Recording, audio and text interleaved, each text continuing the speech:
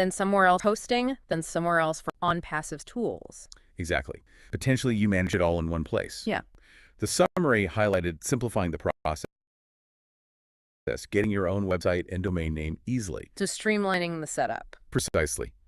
They emphasized a seamless process, getting and managing domains without middlemen, and even a done-for-you aspect. Okay. That's really appealing if you're not super tech-savvy or just don't have the time to juggle different services. Yeah, that definitely lowers the barrier to getting online. Yeah. Having your domain, your website address tied directly into their other stuff seems useful for building a brand or managing a business online. Absolutely. It offers a more unified, potentially much simpler way to establish and maintain that online presence. Gotcha.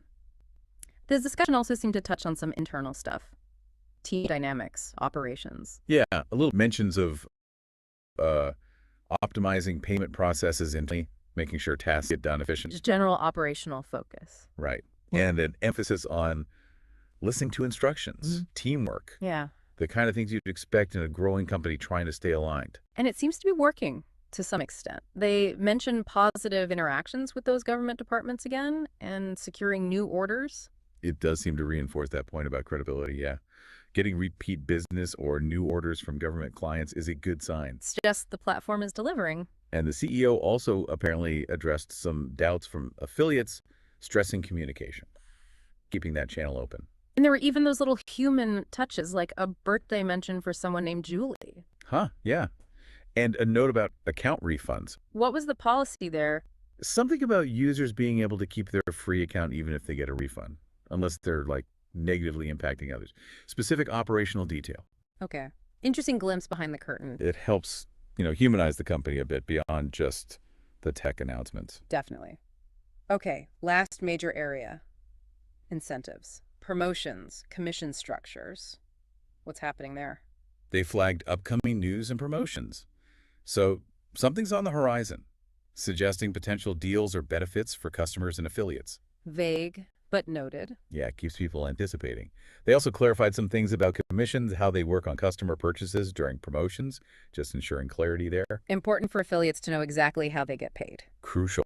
And the CEO mentioned their unique commission model. Didn't detail what makes it unique in the material we saw, but hints that it might differ from standard programs. Could be a selling point for them. Okay, let's try and wrap this up. Quick recap of this deep dive. Sure. So key things.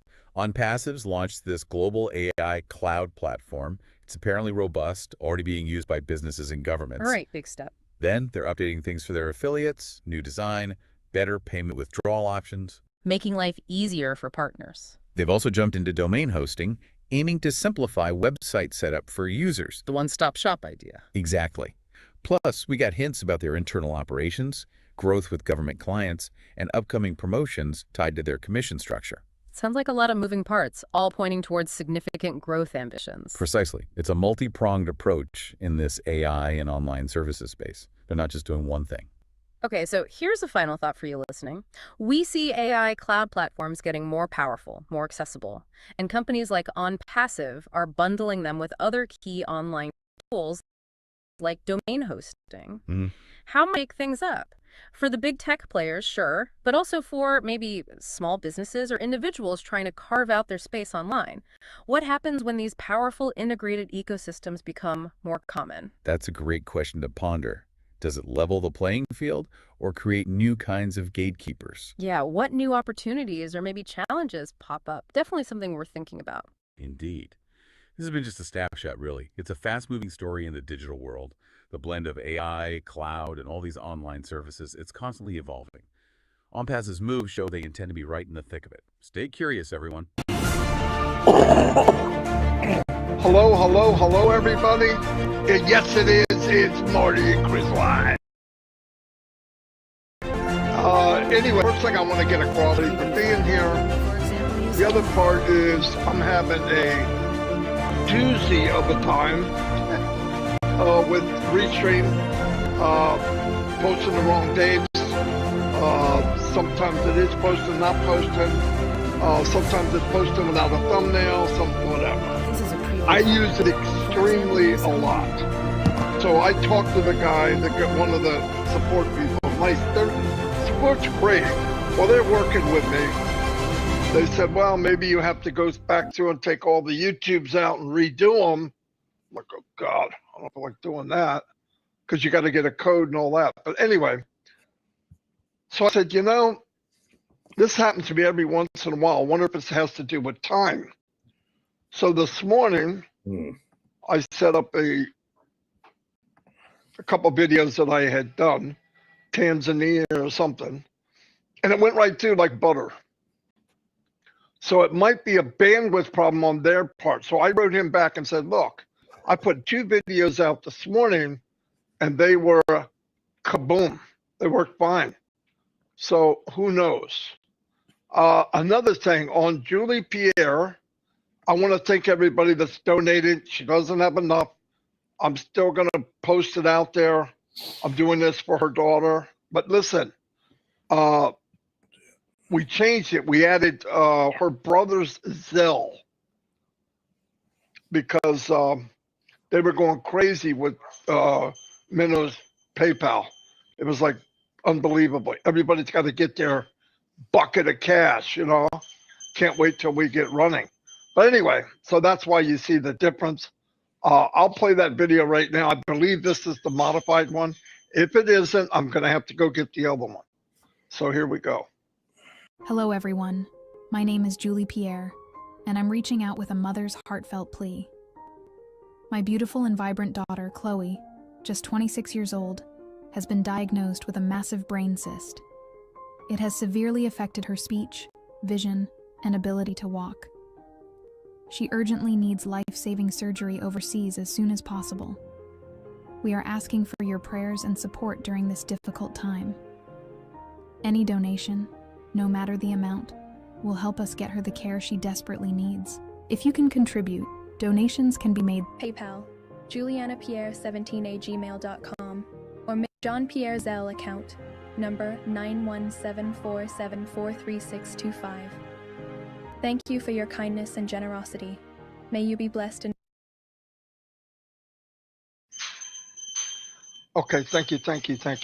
Another thing I want to let people know, in the marketing world, okay, there's ways to do thumbnails, and when you write up a title, the title's super important. I haven't been playing the MLM game with people. I can, but I don't want you to think something that's not. Now, a couple things I do want to say out loud now. Soon, I don't know how soon, but soon, we're going to be to the world. And that's what we've all been waiting for a long, long time. Then, any marketing skills that I might have, I will use. One thing is, I believe in building relationships. All of you know that. I am closer to some people here than my own family. No doubt about it. We talked about it last night on trivia. That's why when one person is hurt, I'm hurt. Chris is hurt. Other people, we don't like it. But anyway, what I wanted to say is very soon, I want to give you a heads up on Passive Nation. When we move to the next system, we'll be locked out except for people that are there. Because we will be bringing new people from the outside world, and I want a place to be able to communicate with them. The whole reason I set up a Passive Nation originally. I hope that God, Tanya on Passive stays with me because she's amazing. And I think I owe her. And any way I can bless Tanya in the future, I'm going to. But that is coming. So people won't be able to put links and blah, blah, blah, because I don't want people there that because they are anxious or they're not sure what's going on. I don't want to play that. I also, it's very important. I want to tell everybody here, whatever story Ash wants to deliver about what happened last year or what happened, past history. I don't want that stuff brought up. Once he's done, I recommend to everyone, never bring it up again. We need to go forward. There's no reason somebody new coming needs to hear about some crazy thing that happened during our journey. Good things, yeah. And it's something we can look back on. Actually, we're going to treasure it because it was a pivotal point of re-guiding the ship. If you remember, Ash came somewhere off September and said, I am getting back in the wheelhouse and I've got to steer this ship in the right direction. It looks like it had veered off. Of course, he didn't know all the details, but he does now. My point is, we're being given a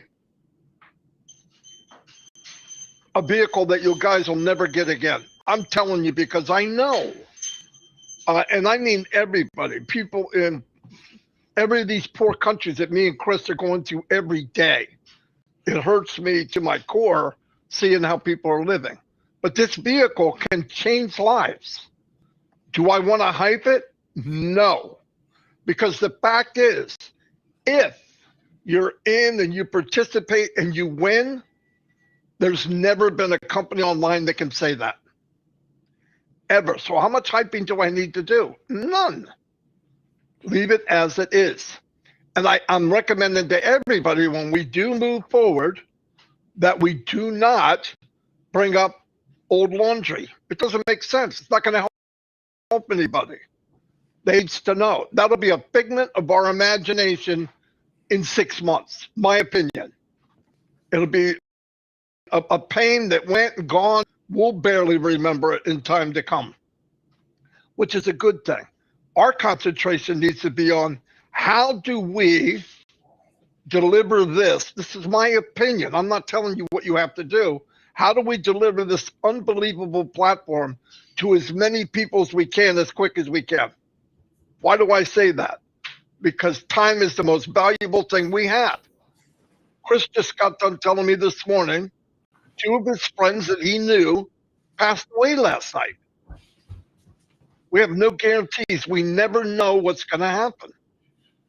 And I want to share this and get it slamming out there as much as we can. Will Mike Ellis help and Dan? Yes, absolutely.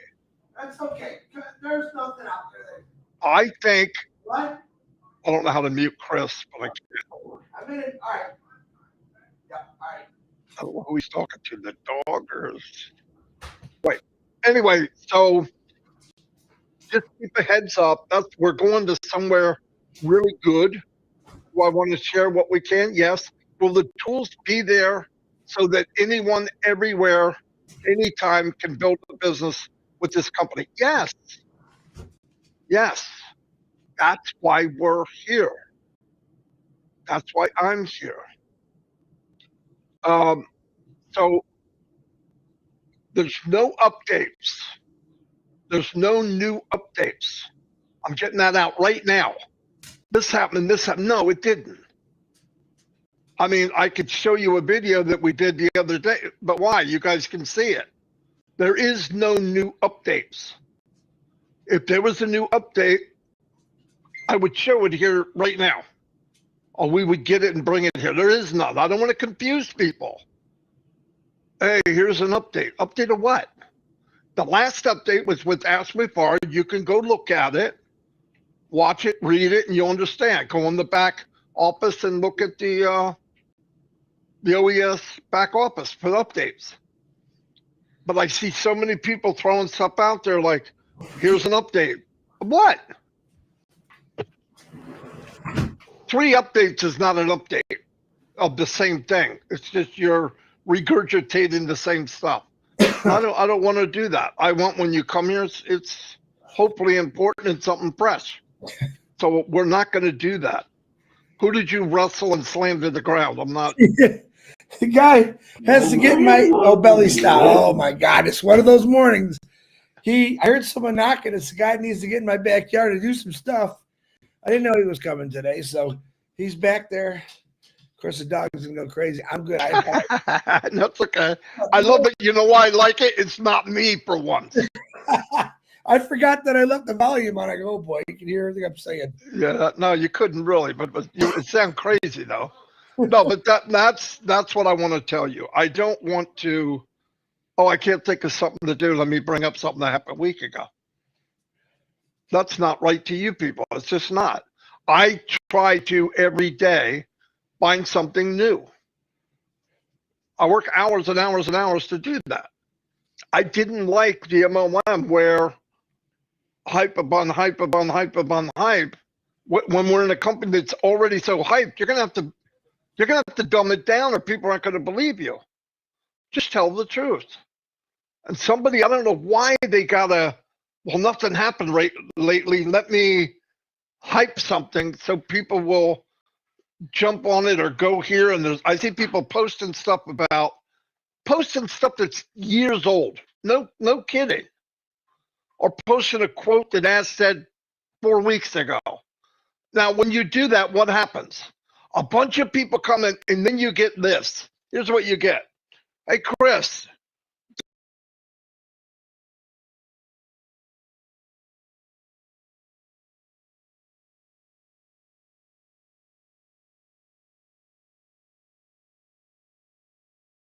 That just happened? No.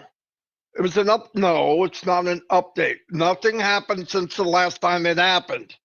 If there was an update, we would show an update. I'm just saying, when some of these people do that, they're not dealing with the people about, because people are anxious. I get it. But I don't need to make you more anxious. Hey guys, tomorrow, guess what? I can't tell you, you got to show up. You don't want to show up, don't show up. But I don't want to lie to you or play games like that. But anyway, I'm happy with the way things are going. Yes, there's a lot of people out there that want to hype. Hey, listen to what Al said. Yeah, he said it Christmas Day. We all know what he said. Go look at it. It's on our YouTube channel. It's on everybody's YouTube channel. Don't even go to mine. But do you really want me to play over and over and over and over? I'm not going to do that. It's not right. Not right to me. I guess that's it. So let me turn it over to Chris, and at the bottom is just some information on today's date, just for something to add for people. Chris, go ahead. All right. Sorry about that. I love you, brother. Love all of you. Welcome, TikTok. Yeah, many things said there. And Marty's right. I woke up today, two of my friends that I work with for years, both passed away. I'm not sure how, why, but it just lets you know is, you never know. Sad news. Back to the notes. We've got a couple birthdays today. Frank Fields, happy birthday to you. Sunica Chakma, happy birthday to you. And Yannette Del Carmen Torres Costello. She's a family member to my girlfriend in Colombia. Happy birthday to you. Prayers for healing today. We got a few added on. Of course, Bill Musk, Sherry Dursaway, Pat Parent, Chloe and Julie. And remember, if you don't have PayPal, Cash App, and all that, I'm still collecting super stickers. I'm going to do that until we reach our goal. And I'm not going to lie, it's a lot. We're doing everything we can to help Julie out. So don't forget that. And if you don't have anything to give, just pray. That's just as good as money to me. So, but who did I start with? Stacy Mackis had her back surgery. She's doing well. I didn't know she was this bad, but she wasn't able to walk for 6 months. From one of our friends are telling me. So, Stacy, we're glad everything went great. Scott Pendleton's father-in-law, he's got pneumonia. He's up there in age. Keep praying for him. He needs some prayers. Roy Davies' eyes. Kiana, we're praying for you. I know that she's got fibromyalgia, whatever that word is. I can't say it. It's acting up on her, so say some prayers for her. Miriam Sutton's got some things going on. She needs some prayers. Zachary DeGama, we're just going to continue praying for Zach. He's a postman. We need our mail. He's a good guy. Jean's daughter, Delisa's daughter, Melissa, needs prayers. June's in the hospital. Like I said, brain and stomach bleeding. Bruce, Marty's brother-in-law, needs some prayers. Bobby Durag needs some prayers. Michael Tadda needs some prayers. Judy Turner Miller needs some prayers. Lister T, we're still praying for you. Cindy Hopkins, Grace Tamajon. William DeLorme sent us a nice little message the other day. He's got to go through that hip surgery. Harold Fox, brother, I love you. Hope you're doing great. Praying for you. Ruthie Pace, missed you last night. Every time I don't see you, I worry about you. So we love you, Ruth. We're praying for you. Hope everything is great.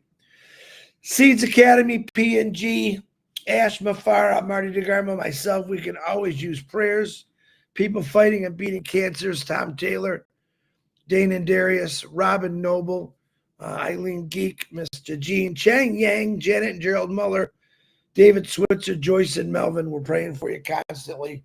Yeah, it's a weird morning for me. Everything just seems to be going awry, but that's okay. That's part of life sometimes. People do pass away, which absolutely sucks, but that's part of life. And while I was running around the house today, I was listening to what Marty was saying, but I guess, Vavine, thank you for the super sticker. I agree with him 110% if that's possible. I usually try not to say it, but I get people that, listen, if you want to build your YouTube up, and that's what people are trying to do it the right way. Tell the truth. By putting new update, like Marty was saying, I don't want to repeat him. It's just a lie. That's not what we do in this company. All right. We tell the truth. We're transparent to what we know, and we wait for Ash to come on. I have people that were joined a long time go, hey, Chris, what's going on? Pay attention. Thing comes and it's in place. When it's in place, this new stuff, everyone needs to pay attention. All right. Myself and Marty, we're always going to help out where we can. But really, this is your business, and we want you to pay attention. The more you pay attention, as far as I'm concerned, is the more your business is going to grow. Because then you'll be able to give out the information that's right and good to other people in your family, your friends, whatever. But very, very important. Like I said, we do this 7 days a week. And Norelli, I fixed that. You can make comments now. I don't know what I missed something. But just stay in tune to what's going on. When Ash comes out and talks, he's going to let us know what's going on. That's the honest to God truth. We come on here 7 days a week. I don't even say. I think I did last week. Marty, what are we going to talk about? I know what I want to talk about. And that's this company is going to change lives. Ash Mafara's hard work is going to change lives. That's the honest to God truth. I don't have anything brand new for you right now, but I'm going to tell you this again. These two fat cats right here, we have conversations with Ash here and there. Okay. We talk personal stuff. We talk business. We talk everything. But I tell you what, we're here every day because we want you to understand that this guy hasn't gone away. He's still moving and grooving. And that would be me. If I was just a founder in the background and I didn't see Marty or Chris come on here, I'd say, oh, uh-oh.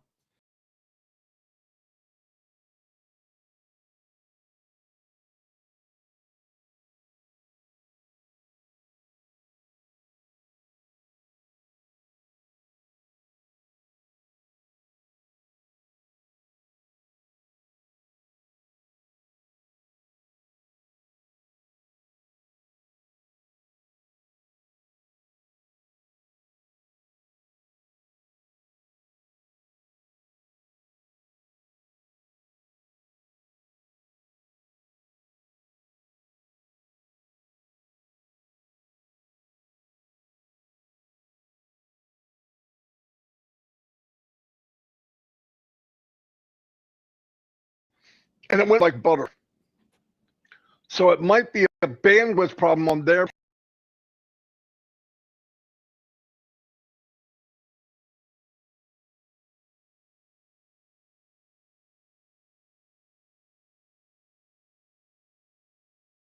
part. So I wrote him back and said, look, I put 2 videos out this morning and they were kaboom.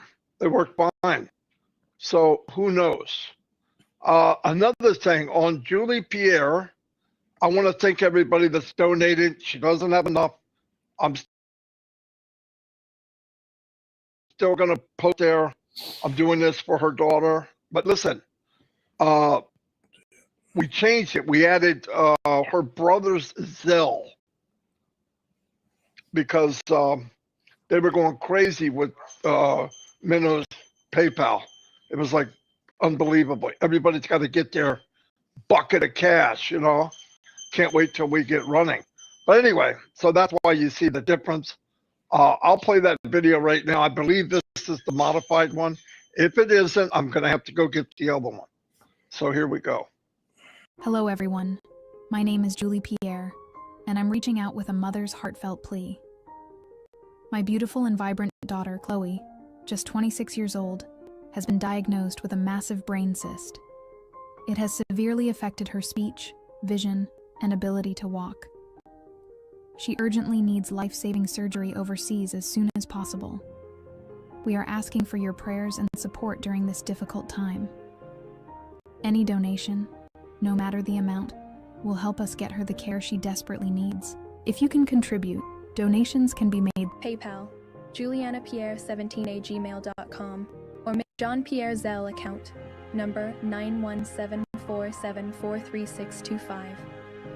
Thank you for your kindness and generosity. May you be blessed in Okay, thank you. Another thing I want to let people know, in the marketing world, okay, there's ways to do thumbnails, and when you write up a title, the title's super important.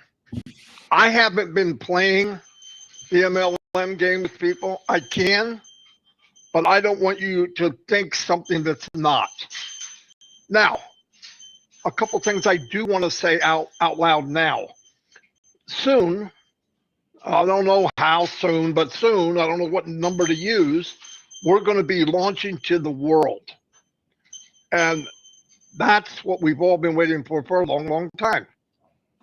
Then, any marketing skills that I might have, I will use. One thing is, I believe in building relationships. All of you know that. I am closer to some people here than my own family. No doubt about it. We talked about it last night on trivia. That's why when one person is hurt, I'm hurt. Chris is hurt. Other people, we don't like it. But anyway, what I wanted to say is very soon, I want to give you a heads up on Passive Nation. When we move to the next system, we'll be locked out except for people that are there, because we will be bringing in new people from the outside world, and I want a place to be able to communicate with them. The whole reason I set up on Passive Nation originally. I hope that God, Tanya on Passive stays with me, because she's amazing. And I think I owe her. And any way I can bless Tanya in the future, I'm going to. But that is coming. So people won't be able to put links and blah, blah, blah, because I don't want people there that, because they are anxious or they're not sure what's going on, I don't want to play that. I also, it's very important, I want to tell everybody here, whatever story Ash wants to deliver about what happened last year or what happened, past history, I don't want that stuff brought up. Once he's done, I recommend to everyone, never bring it up again. We need to go forward. There's no reason somebody new coming needs to hear about some crazy thing that happened during our journey. Good things, yeah. And it's something we can look back on. Actually, we're going to treasure it because it was a pivotal point of re-guiding the ship. If you remember, Ash came somewhere August, September and said, I am getting back in the wheelhouse and I've got to steer this ship in the right direction. It looks like it had veered off. course, he didn't know all the details, but he does now. My point is, we're being given a vehicle that you guys will never get again. I'm telling you, because I know, and I mean everybody, people in every of these poor countries that me and Chris are going to every day. It hurts me to my core seeing how people are living. But this vehicle can change lives. Do I want to hype it? No. Because the fact is, if you're in and you participate and you win, there's never been a company online that can say that. Ever. So how much hyping do I need to do? None. Leave it as it is. And I'm recommending to everybody when we do move forward that we do not bring up old laundry. It doesn't make sense. It's not going to help anybody. Nobody needs to know. That'll be a figment of our imagination in 6 months, my opinion. It'll be a pain that went and gone, boom. We'll barely remember it in time to come, which is a good thing. Our concentration needs to be on how do we deliver this? This is my opinion. I'm not telling you what you have to do. How do we deliver this unbelievable platform to as many people as we can, as quick as we can? Why do I say that? Because time is the most valuable thing we have. Chris just got done telling me this morning, 2 of his friends that he knew passed away last night. We have no guarantees. We never know what's going to happen. And I want to share this and get it slamming out there as much as we can. Will people, will Mike Ellis help and Dan? Yes, absolutely. That's okay. There's nothing out there. I think, What? I don't know how to mute Chris, but I can't. I'm in it. All right. Yeah, all right. I don't know who he's talking to, the dog or his wife. Anyway, so just keep a heads up. We're going to somewhere really good. Do I want to share what we can? Yes. Will the tools be there so that anyone, everywhere, anytime can build a business with this company? Yes. Yes. That's why we're here. That's why I'm here. So there's no updates. There's no new updates. I'm getting that out right now. This happened, this happened. No, it didn't. I mean, I could show you a video that we did the other day, but why? You guys can see it. There is no new updates. If there was a new update, I would show it here right now. Or we would get it and bring it here. There is none. I don't want to confuse people. Hey, here's an update. Update of what? The last update was very far. You can go look at it, read it, and you'll understand. Go in the back office and look at the OES back office for the updates. But I see so many people throwing stuff out there like, here's an update. What? 3 updates is not an update of the same thing. It's just you're regurgitating the same stuff. I don't want to do that. I want when you come here, it's hopefully important and something fresh. So we're not going to do that. Who did you wrestle and slam to the ground? I'm not. The guy has to get my belly stop. Oh my God. It's one of those mornings. I heard someone knocking. This guy needs to get in my backyard to do some stuff. I didn't know he was coming today. So he's back there. Of course, the dog's going to go crazy. I'm good. That's okay. I love it. You know why I like it? It's not me for once. I forgot that I left the volume on. I go, oh boy, you can hear everything I'm saying. Yeah, no, you couldn't really, but it sounds crazy though. No, but that's what I want to tell you. I don't want to, I can't think of something to do. Let me bring up something that happened a week ago. That's not right to you people. It's just not. I try to every day find something new. I work hours and hours and hours to do that. I didn't like the MLM where hype upon hype upon hype upon hype. When we're in a company that's already so hyped, you're gonna have to dumb it down, or people aren't gonna believe you. Just tell the truth.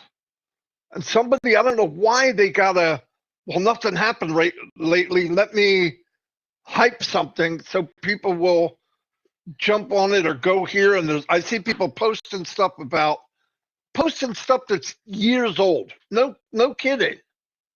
Or posting a quote that Ash said 4 weeks ago. Now, when you do that, what happens? A bunch of people come in, and then you get this. Here's what you get. Hey, Chris, that live, did that just happen? No. It was no, it's not an update. Nothing happened since the last time it happened. If there was an update, we would show an update. I'm just saying, when some of these people do that, they're not dealing with the people to find out, because people are anxious. I get it.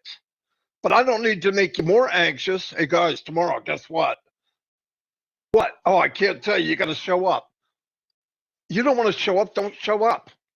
But I don't want to lie to you or play games like that. But anyway, I'm happy with the way things are going. Yes, there's a lot of people out there that want to hype. Hey, listen to what Al said. Yeah, he said it.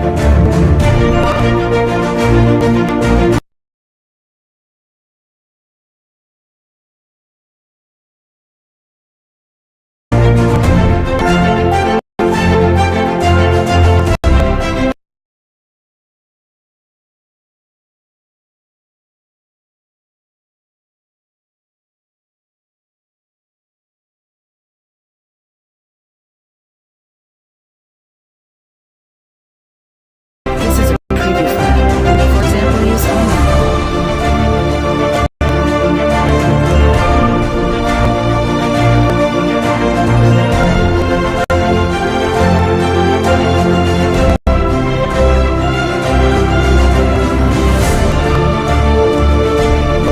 This is a preview file. For example, use only. This is a preview file.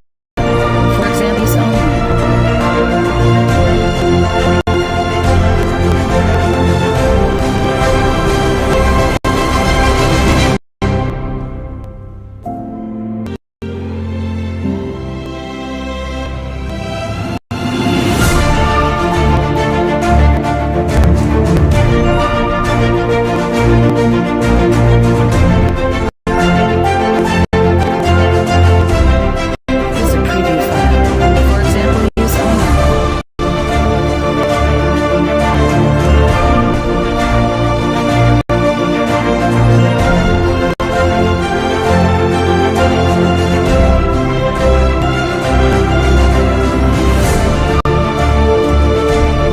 This is a preview file.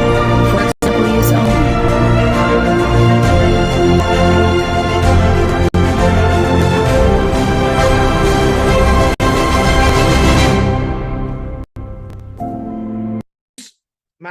My little brother, my younger brother, my favorite brother out of these two bums. Ash Mafar, I love you, brother. The floor is yours, and thanks for coming, my man. Fantastic. Thank you so much. I hope that you're doing great. Something popped up.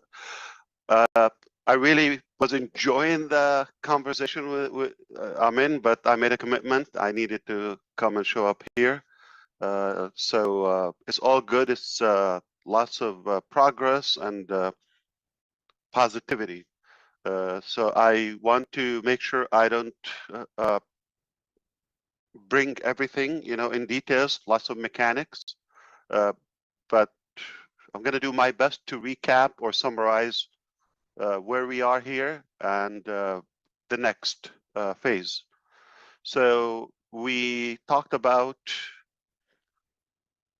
a few things, perhaps moving forward and how the business is going to function. But before we get to, really have to address one of my biggest weaknesses, that I don't have enough time to respond to all the beautiful messages. On my birthday just passed. I'm officially grown up now, still growing, and I received lots of warm, beautiful, sincere messages, videos, things by mail. I want to thank you.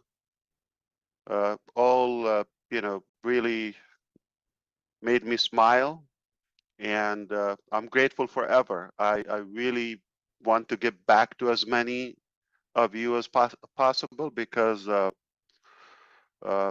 we have a relationship that goes beyond business. Yes, business is a big part of our relationship, but we come to know each other at a personal level too, and it's an honor too.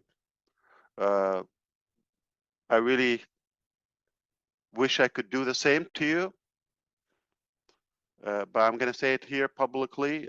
Happy birthday to you if it passed this 2024, even from January. And if it's still coming until December, happy birthday to you. I wish you the very best health, love, success, dinero, if you like that, money, moolah, and to be inspired as we are. So thank you, thanks a million. And I can't, say enough words to show how grateful I am. I'm thankful for you. It's literally, you're like a part of my family. I feel the same. So now we want to go back to fill you in where we are today. We're in a better position that we're, say, for the last several months today. We're at the best point as of now, and without lots of mechanics, but I don't want to speak too soon, and I don't want you to exaggerate with the following statement. As of now, we're working tirelessly around the clock to reopen the business as we were, and then communicate to you about the next phase. There's no secret. And we'll explain to you some of the necessary things that you should know, like what happened. Like, we owe you an explanation to what brought us to this situation. But this is not our priority. Our priority is to recover the business and move on to the next phase successfully without failure. As of now, my confidence level is 3,000% out of 100.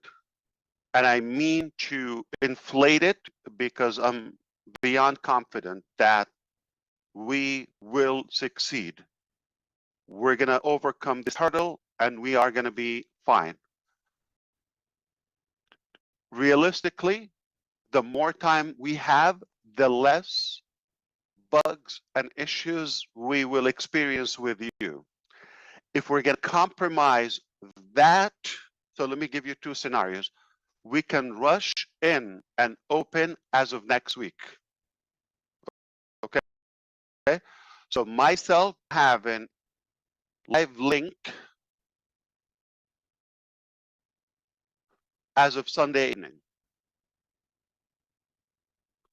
So our really talented team did two things so far. One is for me, created a platform that can oversee every dot of the business in real time in any location around the clock without having to ask back and forth or miscommunication or gaps between departments and all of that. I have one exclusive link or facility where I'm able to track that. It's not 100% live, but this is where we're headed. So we have been preparing that. I believe within days I should be able to do that. So I will be more accurate, and I don't mind to share with you even more details when it comes to that, like mechanics. So this is really good news. This is a better way to manage and say control the progress.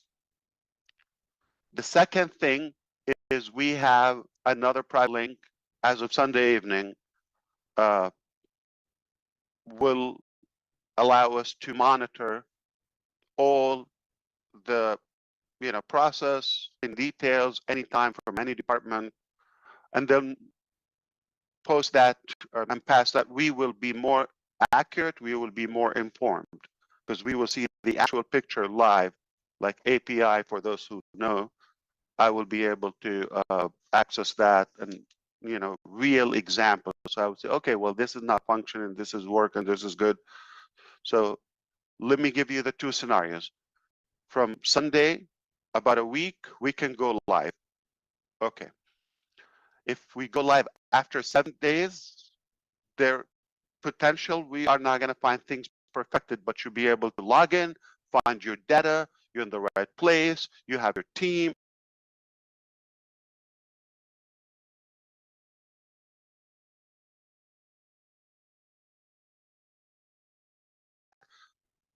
I'm in favor of that scenario.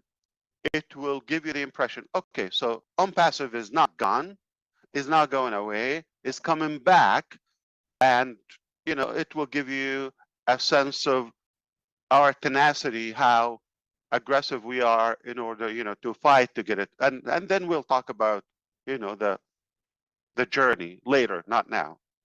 So this is one scenario. Now give us 8 days, we'll come back with lesser problems or breakage.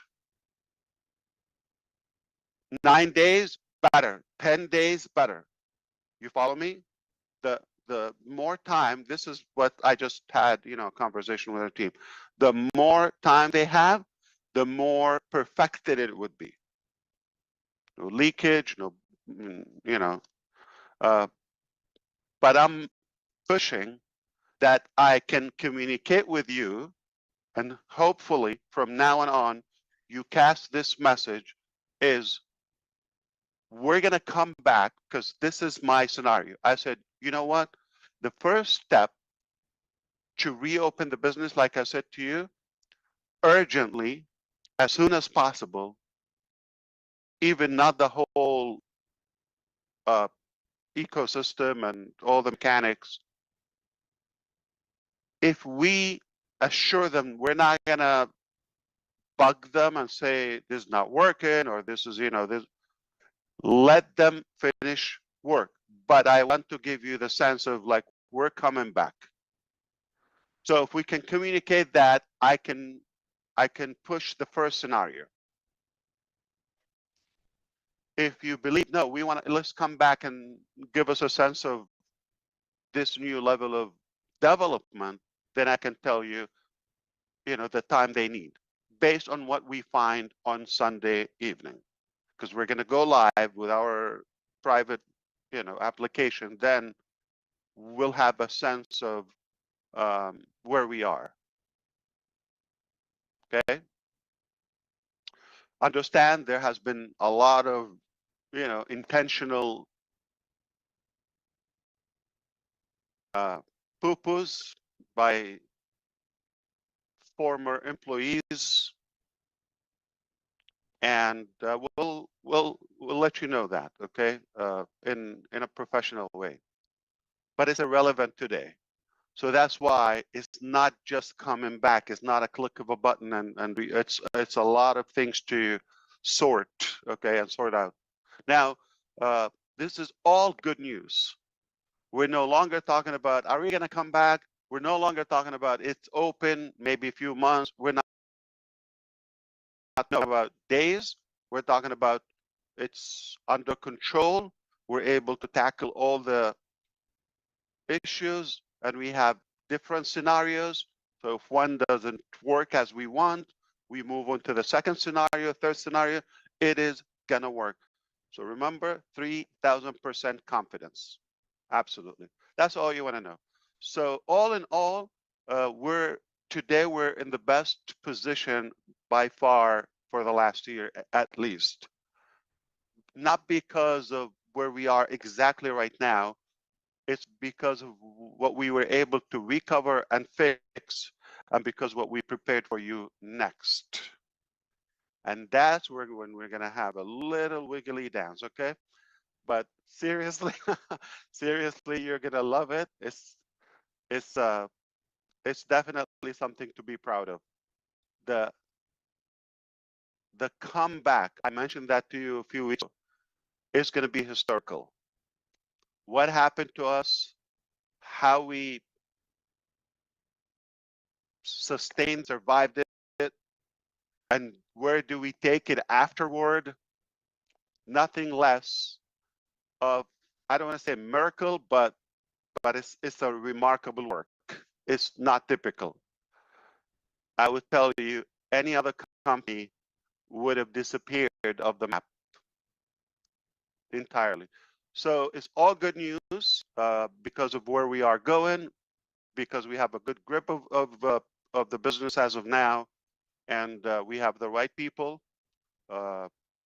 We do have the right expertise and the right trustworthy individuals. That's what matters. As of now, I can confirm to you we have expanded in other locations. We're not going to be talking about this much in the early stages as of now, but as of today, we are working. I'm talking about the next phase from multiple countries as of now. I'm not going to give a lot of details on that. You do whatever you want to track and stalk us, no problem. It doesn't bother us, but we don't need to talk about what we do and what we go through. What matters is what we do, what we accomplish, so we can present it to you. Now, that's been said, other areas of the business we kind of revised, restructured, and downsized, okay? So lots of changes are necessary, are happening. Some happened already. We'll let you know what happened, like, the outcome. But overall, we're expanding, but in a much more efficient way. Previously, it was lots of noise and, other people were involved, probably got off track for a while.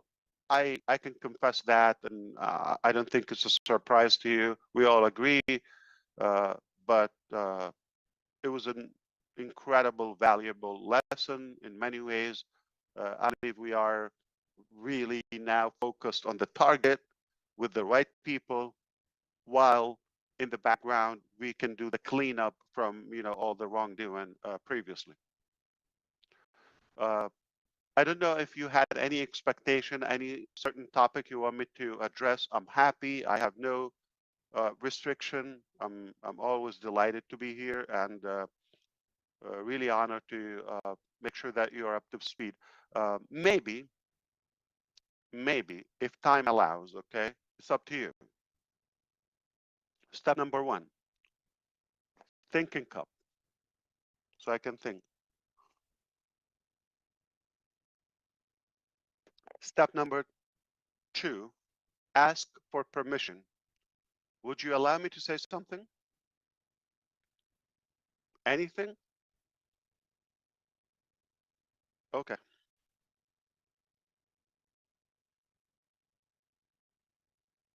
I've been asked to talk about my personal life,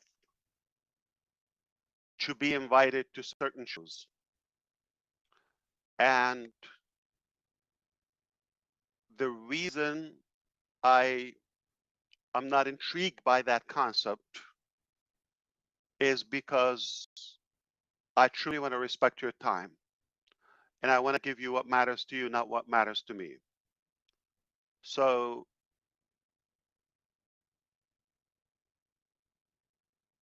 I'm 51. I know I look 15. I just turned 51 and I can't believe it. I know you're not the only one who's shocked. Okay. It's hard to believe. I don't feel it. I don't look like it. And yes, that's arrogant. But I've been working with you or some of you for the past years on this journey.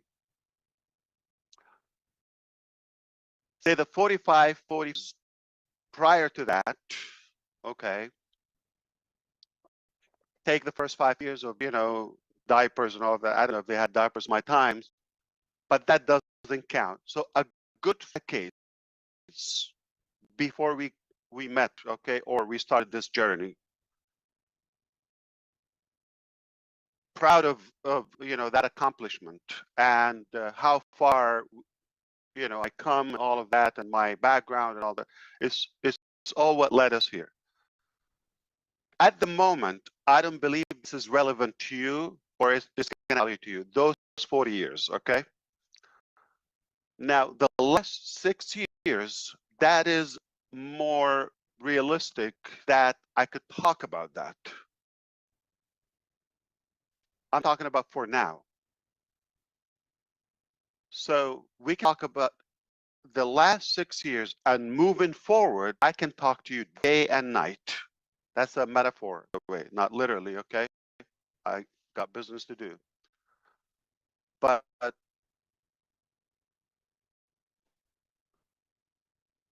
when we reach where I want to take you in the near future, with the blessing of God and your support,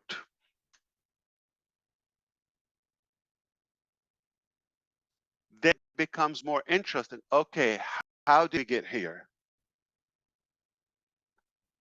I can talk to you about anything previously. Then it is more important. I don't think I'm superior to any person on planet Earth that my life should worth even a discussion to the public.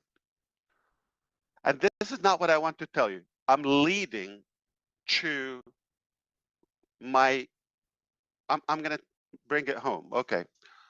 So the reason I'm saying this, for you to know, when I come here, I come to give you the best possible value, whether it's an update or to give you the assurance about the direction or the future.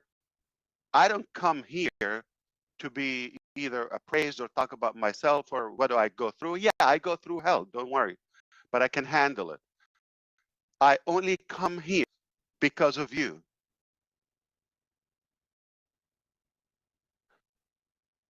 And if I know for a slight percentage, I'm going to come here and waste your time, I prefer not to show up.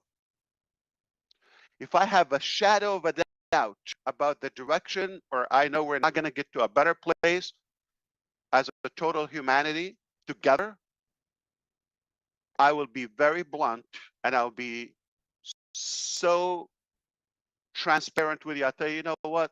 It sounds like a beautiful dream, but I don't think it's possible or realistic to achieve or whatever, because the dream is big.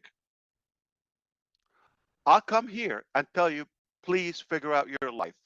Don't have any hope or expectations. If it happens. I'll let you know when it happens. Honest with you. Now, make no mistake, when I come here, I know for a fact I'm coming here to be honest with you, to give you the facts, to be very truthful and genuine. Okay, talking that I know I'm taking you to a better place.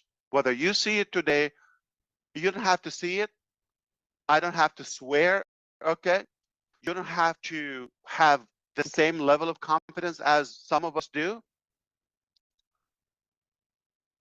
but my conscience wouldn't allow me to come here and give you the hope, and I know we're not going to go there. Merely, I know we're going to a better place. So I feel it's an obligation because you have that hope and expectation. Sometimes it's like the unspoken words. I don't talk about them, you don't talk about them, but you have that sense. Something good is happening here. It's not about the mechanics, it's not about the website or this application or in the color or this or that or the or the it's the overall theme. We're in a direction that is disruptive, never been done before. And we have the feel actively that we're honest about, we're genuine, regardless of all the challenges and others who try to paint a different picture. That doesn't have to become the reality. The truth is, we have a very pure intention and we believe strongly we have the capacity to deliver, regardless of the changes. So make no mistake, one more time, when I come here, I'm coming here for you, to give you the assurance, to give you the most possible details I could that are relevant to you, to your life. So yes, I'm here, I'm telling you, don't look at the past, don't look at the now, it's temporary, okay? But I can assure you, once again, my name is Ash Mufareh, and I was born to make a positive impact in your life, in your future. And that can ripple to the entire world. This is what I'm here for. Not about myself, not about what I can gain, not about the short-term impact. I'm here. I concretely believe going to a destination. The world is not going to be the same after our impact. Not going to give up. That's not in our dictionary. So I hope you understand how much that means to me. It's out of respect, it's out of genuinity, and it's out of authenticity, it's out of care, it's out of respect and out of confidence. I come here to deliver what I can, but not in any way to kind of like burn the clock.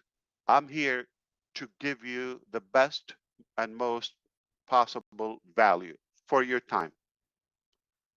And once again, if I have a shadow of a doubt that we're not going to a better place, I will tell you, don't waste your time. Go figure out your life.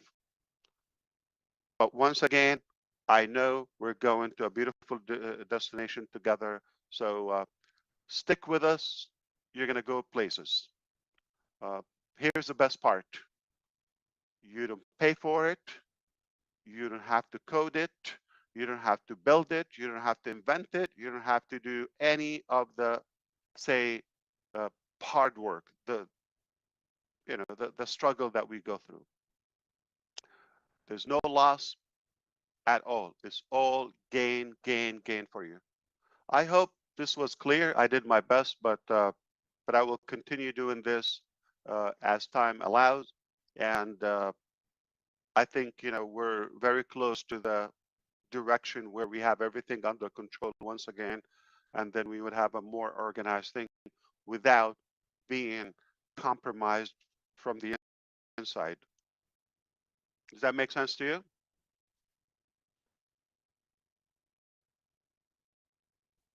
Nah, say it again.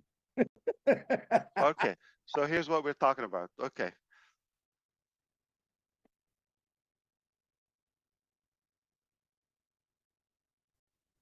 Thanks, Ash. Appreciate you coming on. You thought I'm going to repeat, right? Okay. No, I can't, you You did got believe it for the 20 buzz. seconds. Yeah. Dude, that shirt's a killer, man. I really like your shirt. I'm a little jealous right Oh, now. thank you. When you turn 51, we'll get you one like that. I'm 58, brother. A long time ago. You didn't have to volunteer and say, okay. Let it slip. Yeah.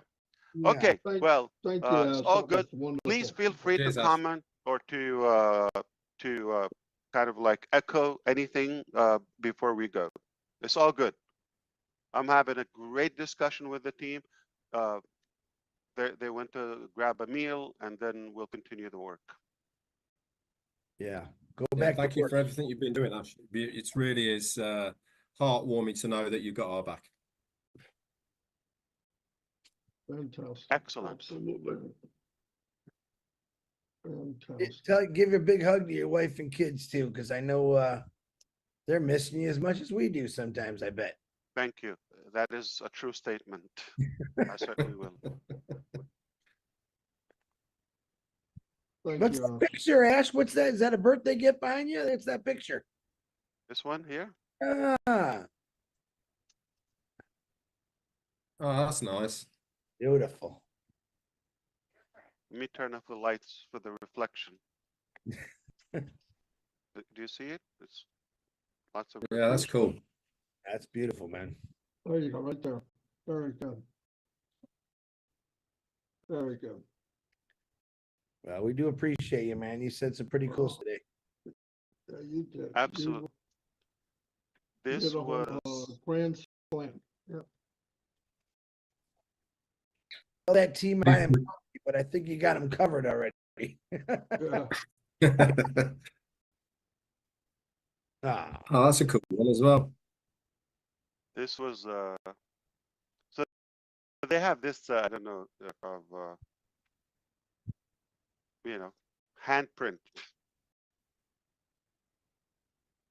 it's a cool thing. My kids did the same And thing. also footprint Yeah. when they're babies.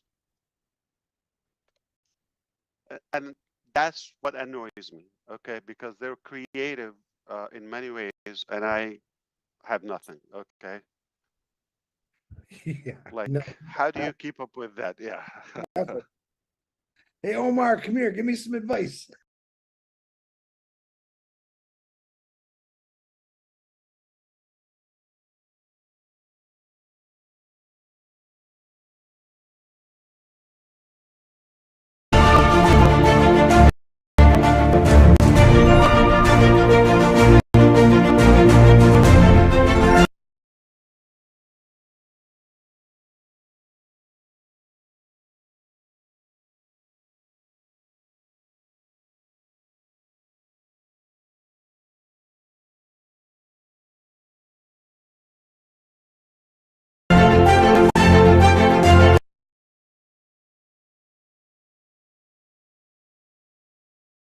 This is a preview file. For example use only.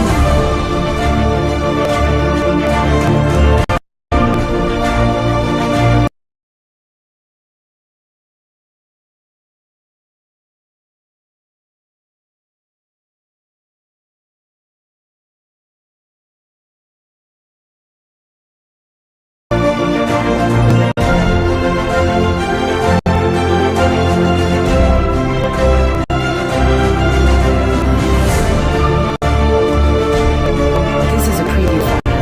For example use only.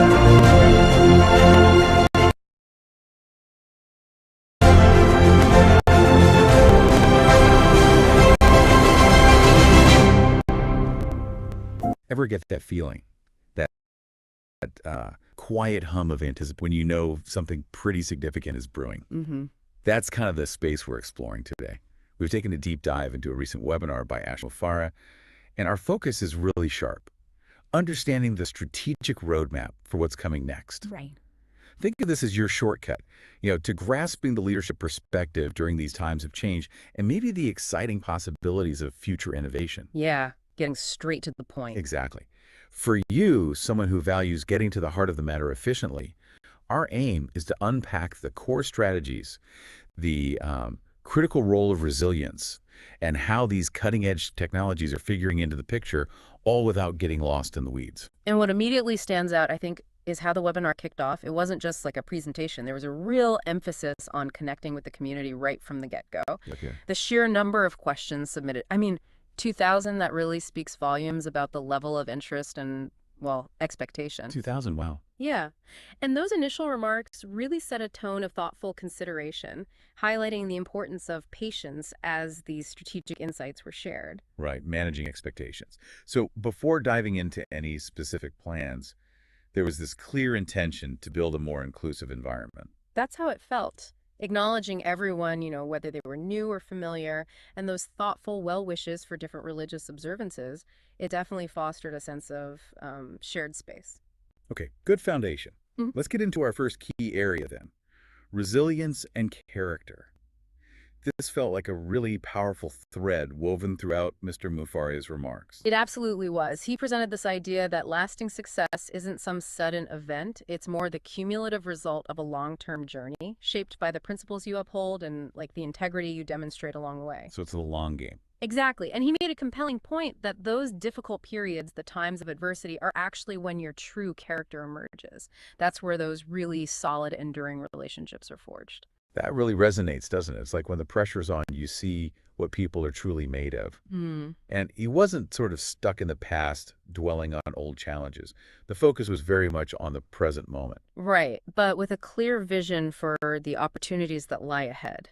It's about seeing any past hurdles as, well, temporary steps forward, really. Navigating through them. Precisely. And he framed transformation not as something that just happens passively, but as a deliberate process. Yeah. It requires strategic planning. You need to navigate those tough phases intentionally to arrive at that next, more promising stage. Which connects directly, I suppose, to the subsequent discussion around trust and leadership. Yes, exactly. That conversation about trust was really interesting. He drew a distinction between the more surface level, transactional dealings you often find in business. Right, the quid pro quo stuff. Yeah, and the much deeper, more valuable connections that are built on authentic trust.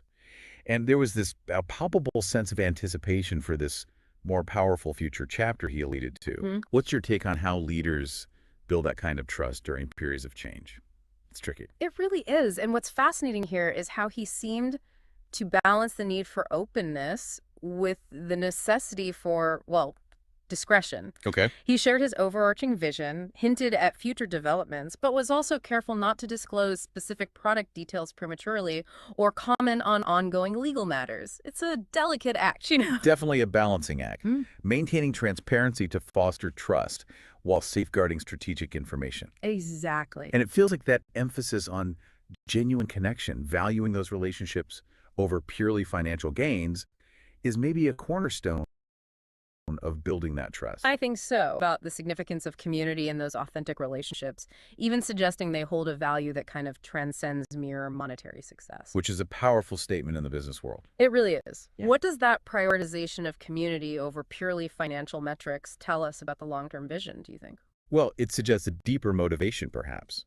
Reflecting on past financial decisions and expressing satisfaction with the current situation while highlighting the passion for the work and its positive impact. It paints a picture of a leader driven by more than just, profit margins. Yeah, that genuine appreciation and the focus on supporting the community really stood out. And the subsequent shift to actively engaging with the participants further reinforces this collaborative spirit. Which then leads nicely into the discussion about collaboration itself. He talked about the power of working together and how new services could really empower online businesses to flourish. He even reflected on his own journey and the challenges of achieving online success. Right, acknowledging the difficulty. So for someone listening, maybe looking to build their own online presence, what's the key takeaway from this emphasis on collaboration? I think the key insight here is the idea of collective strength. He drew this parallel to using one's individual talents to create a broader impact, almost like a shared ecosystem where everyone benefits. Like synergy. Exactly. The notion that when individuals contribute their unique skills and collaborate effectively, they can achieve something far greater than they could alone. It's that whole greater than the sum of its parts idea, isn't it? Precisely. And as the webinar continued, the atmosphere seemed to shift, you mentioned. becoming even more engaging. Absolutely. You could feel it. Mr. Sukriyang's acknowledgement of the historical significance of that moment and its alignment with Holy Week added another dimension to the discussion. Interesting. It introduced that element of faith, and a belief in something larger than just the immediate business objectives. Yes, that emphasis on faith and prayer was quite prominent, wasn't it? It was. Combined with that strong message of perseverance, of pushing through obstacles, and the crucial importance of not giving up, it creates a compelling narrative of resilience that's, well, deeply rooted in belief. How does that kind of faith-based perspective typically influence strategic decision-making during challenging times? Well, often it provides a kind of framework for navigating uncertainty. It can instill a sense of long-term purpose and the conviction to persevere even when faced with setbacks. It's about trusting in a larger plan, perhaps, and maintaining hope despite immediate difficulties. Right, a source of strength. And this forward-looking perspective was further emphasized by the discussion around transitioning to a new business plan. Yes, that was a key section. The deliberate decision to move away from previous platforms while ensuring a smooth transition for users, that's a significant strategic undertaking. It's huge. What are the key considerations when making such a substantial platform shift? Well, several factors come into play. Maintaining continuity for existing users is paramount, Hence the clarification about continued access through current login methods like email and OMail. Okay, keeping things stable for users. But also, the strong desire to create something entirely new, redesigned from the ground up, signals a clear vision for a distinct future experience. It suggests a commitment to innovation rather than simply iterating on the past. So it sounds like a clean break was a real priority, a desire to build something truly unique. That's the impression, yes. Yeah. A fresh start. And that vision is clearly linked to the integration of new technologies. The next phase is heavily focused on leveraging what he termed disruptive innovations to achieve greater scalability and affordability. Right. Disruptive tech. When we talk about disruptive technologies, what kind of impact are we typically expecting? What does that really mean in this context? Generally, by disruptive, we mean technologies that fundamentally change existing markets or maybe even create new. Think of how, say, internet disrupted traditional media. Got it. Big shifts. So in this context, it suggests a move toward innovations that could significantly improve efficiency, reach a wider audience, and potentially lower costs compared to current methods. It's exciting. The aim for better and disruptive technology really sets a high expectation. It does. And the focus on solutions that are not only scalable, meaning they can handle significant growth and stable, but also cost-effective. Well, that addresses some critical needs in the tech landscape. Absolutely. Scalability and cost are often huge hurdles. Plus, looking ahead to 2025 and anticipating the latest technological advancements with the assurance that these upcoming innovations will be significantly better, that's a pretty compelling promise. It is. It sets a clear target. What kind of lead time is typical for integrating truly disruptive technologies effectively? Is 2025 and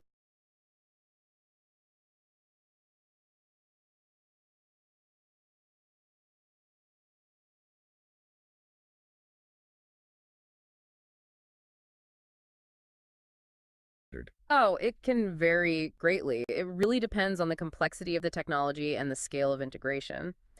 However, anticipating advancements by 2025 suggests a proactive approach.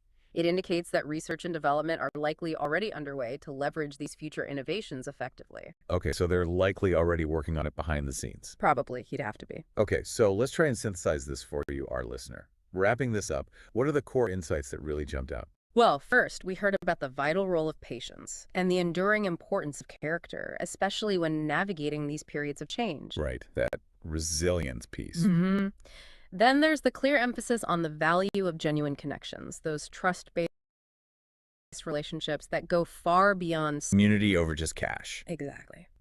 We also got a glimpse into an exciting future driven by innovative, potentially disruptive technologies designed for scalability and affordability. Focus. Yeah. And under the strong sense of community effort. Okay. Hopefully, aha moments, distilled from that longer session. Yeah, and maybe this deep dive into webinar summary. As you look ahead, your own work, or even just curious about? What new might be on your horizon? Good question. And perhaps more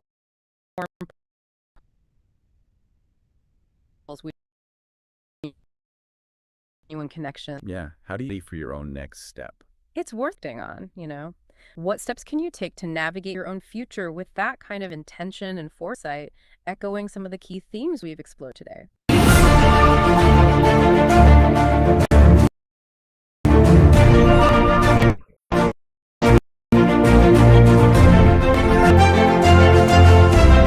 This is a preview file.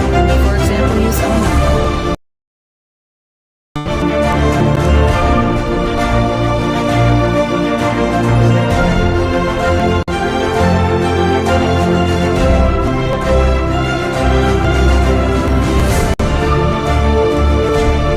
This is a preview file. For example, use only.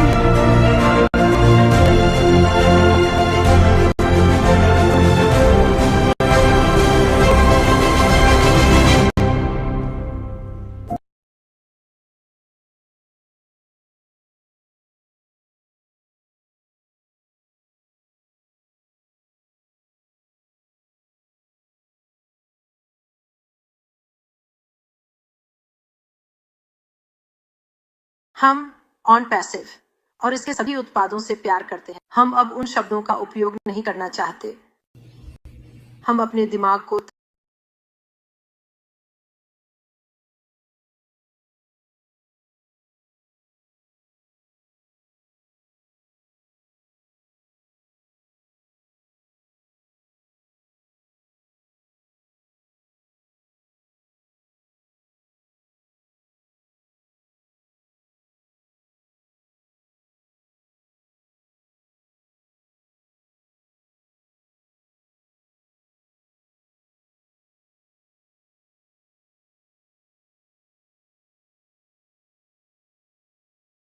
ताज़ा और खुला रखना चाहते हैं और नई जानकारी के लिए तैयार रहना चाहते हैं जो अश से आती है। हर हफ्ते वह हमें रणनीतिक रूप से थोड़ा और जानकारी देंगे जब इसे जारी करना सुरक्षित होगा। और तभी, जैसे इंद्रनुषा सांता ने कहा, तभी हम साझा करते हैं ए या बी या सी या जो भी हो। जब हमें अश से नई कंपनी, नए उत्पादों, नए प्लेटफॉर्म के बारे में जानकारी मिलती है, माफ करें, तब हम इसे साझा कर सकते हैं। इसलिए हमें बस अश पर भरोसा करना है और जानकारी का इंतजार करना है और पुरानी शब्दावली का उपयोग नहीं करना है। लेकिन आज मैं जिस बारे में बात करना चाहता था, जब मैं विषय हूं, तो यह अगले अध्याय के लिए तैयारी करना है। जड़ें जमाना पिछले सीखों में, और जब मैंने इसे पढ़ा तो इसने मुझे जड़ें जमाना शब्द में सोचने पर मजबूर कर दिया। और कैसे? पिछले हफ्ते मैं अपने आंगन में बागवानी कर रहा था और कुछ फूल लगा रहा था। कोई महान माली नहीं हूं, लेकिन मैं बेहतर बनना चाहता हूं। और मैंने देखा कि एक पौधा जो सुंदर दिखता है, बहुत मजबूत है, छोटे पीले फूल हैं, उसने लॉन पर कब्जा कर लिया है। अब मुझे नहीं पता कि आप आक्रामक प्रजातियों की अवधारणा जानते हैं या नहीं। ये एक पौधा है जो किसी अन्य देश से आया है और अमेरिका में, पेंसिल्वेनिया में, जहां मैं हूं, ये देशी नहीं है, लेकिन ये पागलों की तरह बढ़ रहा है और कब्जा कर रहा है। तो मैं चाहता हूं कि आप इस पौधे की अवधारणा के बारे में सोचें जो एक लॉन में आता है। ये पहले बहुत सुंदर होता है, लेकिन फिर ये समस्याएं पैदा करता है, गहरी जड़ें जमाता है और फैलता है। तो अगर आप इसे नकारात्मकता की तरह सोचें, तो वे जड़ें लॉन में गहराई तक जाती हैं और फैलती हैं। और ऐसे पौधे के साथ आपको क्या करना है? आप इसे सिर्फ ऊपर से नहीं खींच सकते, आप इसे सिर्फ काट नहीं सकते, आपको इसे जड़ से खींचना होगा अगर आप नहीं चाहते कि ये फिर से वापस आए। क्या यह इंजीनियर सांता, यह अवधारणा समझ में आ रही है? जब आपके लॉन में खरपतवार हो, जब आपके बगीचे में खरपतवार हो, तो आपको इसे जड़ से खींचकर फेंक देना चाहिए। अन्यथा ये बार बार वापस आता रहेगा।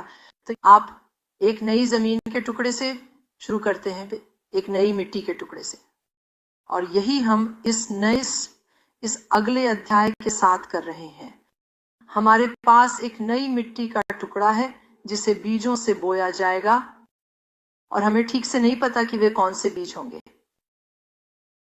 लेकिन बीज अशमुफारा से आ रहे हैं और हम भरोसा करते हैं और जानते हैं कि उससे आने वाला कोई भी बीज अच्छा है। बीज, और अगर हम इसे इस नई ताजा मिट्टी के टुकड़े में डाल रहे हैं, हमें बस इसे पानी देना है, इसे धूप देना है, इसे सकारात्मकता देना है, खरपतवारों को बाहर रखना है। हर बार जब आप कोई खरपतवार देखें तो उसे जड़ से उखाड़ दें, और जैसे जैसे ये पौधे बढ़ते हैं उन्हें पोषण दें, और हम जानते हैं कि वे मजबूत, सुंदर और सशक्त होंगे। और अगर वे सब्जियां हैं तो वे धरती को पोषण देंगे, और अगर वे फूल हैं तो वे लोगों को प्रेरित करेंगे। और यह सब उपमा है। क्या आप इस उपमा की कल्पना कर सकते हैं कि हमारे सुंदर बगीचे में कुछ आक्रामक पौधे आ गए थे? अब समय है कि हम उन्हें जड़ से उखाड़ दें और इस नई मिट्टी के टुकड़े की ओर बढ़ें जहां हमारे सीईओ द्वारा बीज बोए जा रहे हैं। सुंदर बीज, रहस्यमय बीज, रोमांचक बीज, बहुत रोमांचक बीज, पहले के बीजों से बड़े, बेहतर और अधिक सुंदर। आप समझ रहे हैं? और इसलिए हमें बस इस बगीचे की देखभाल करनी है। इस बगीचे की देखभाल करें और जानें कि यह सुंदर, पोषक और शानदार होगा यदि हम बस सकारात्मक रहें, विश्वास बनाए रखें और खरपतवारों को बाहर रखें, हमारे मुख्य माली ऐश मुफारा के साथ खड़े रहें, और हम तैयार हो जाएंगे। तो ये मेरा मूल विचार था जिससे मैं शुरू करना चाहता था।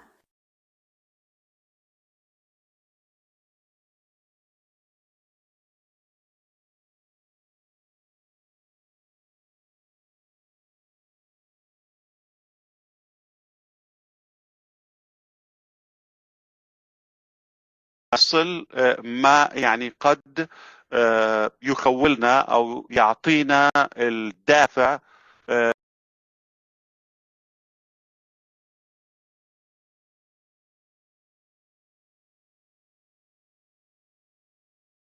لاستمرارية ول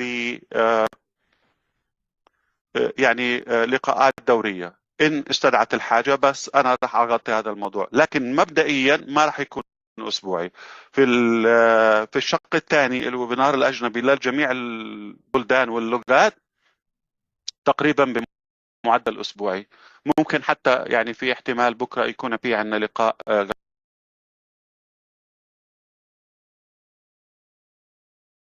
غدا بإذن الله. تمام، فحصل اثنين تقريبا بمعدل أسبوعي، بكرة كمان واحد. في يعني مارتي دي جارمو، انتم عارفين انه يعني من احد نجوم اون باسيف، هو كان في مستشفى، بندعي له بالخير وبالشفاء طبعا، ويعني حالته ليس بالجيدة جدا مع الأسف، فهو كمان يعني له ضلع في ترتيب هذه اللقاءات، بنحسم موضوع بكرة. طيب نرجع للشيء ما حصل في اون باسيف، احنا بنرجع لل 2024 او حتى ما قبل ذلك. باختصار سرقات،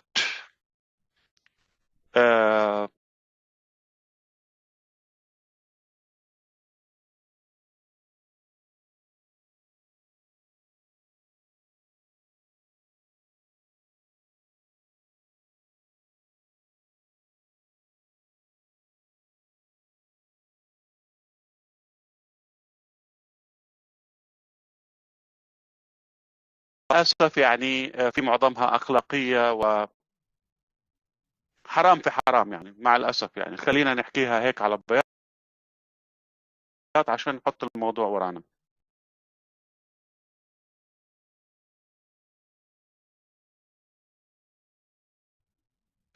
الحمد لله رب العالمين. يعني كان درس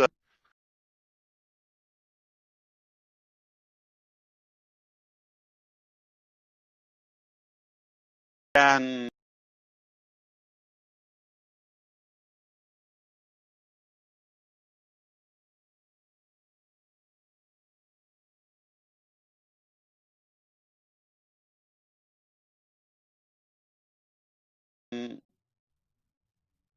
يعني هذه الفترة تعرفنا على بعض أكثر وأعطيناكم نبذة ولو بسيطة ما ممكن أعمله أو إنجازه. ما وصلنا له ولكن أخذنا فكرة إنه ممكن نحدث تغيير، ممكن نكون في يعني في طليعة الأمم. احنا لا ينقصنا شيء، يعني الابداع موجود، المهارات موجود، لكن مع يعني بعض الثغرات حصلت. الحمد لله في المجمل يعني لن تقتلنا ولن تقتل ارادتنا، هذا استحالة. هذا اهم شيء. هي اكيد كانت عثرات، هي اكيد مكلفة ماديا والى اخره، ولكن الدرس اللي او الدروس المكتسبة يعني قيمتها أعلى من الخسارة المادية المؤقتة. طيب في 3 أشياء يعني خسارات أنا راح يعني أوضحها، اللي هي كنتيجة التعامل مع بالتحديد سوق الإمارات، وطبعا يعني لحقت مكتب مصر، لحقوا مكتب مصر يعني، وبدينا بالتوسع. ولكن الحمد لله يعني أنه قبل ما نمشي للمراحل القادمة والمستويات القادمة في رحلتنا، تم اكتشاف هذه يعني الخروقات، وبالتالي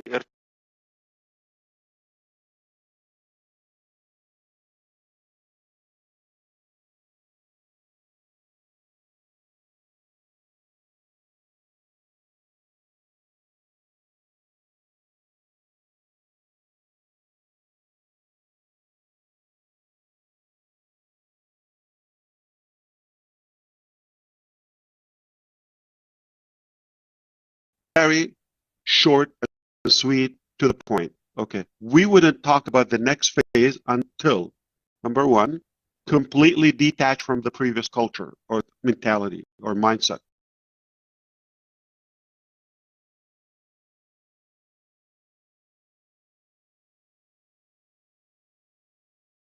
We are not moving to on passive 2.0.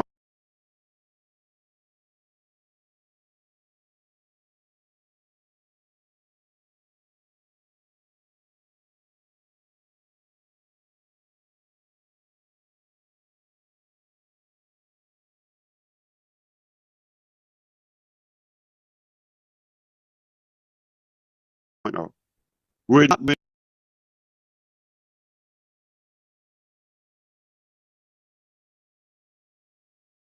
into a refurbished on passive. I said it last time.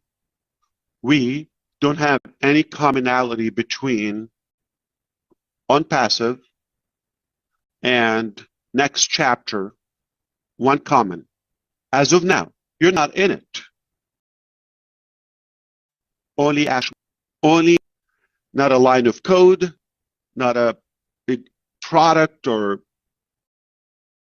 office, country, one single staff member. None of that.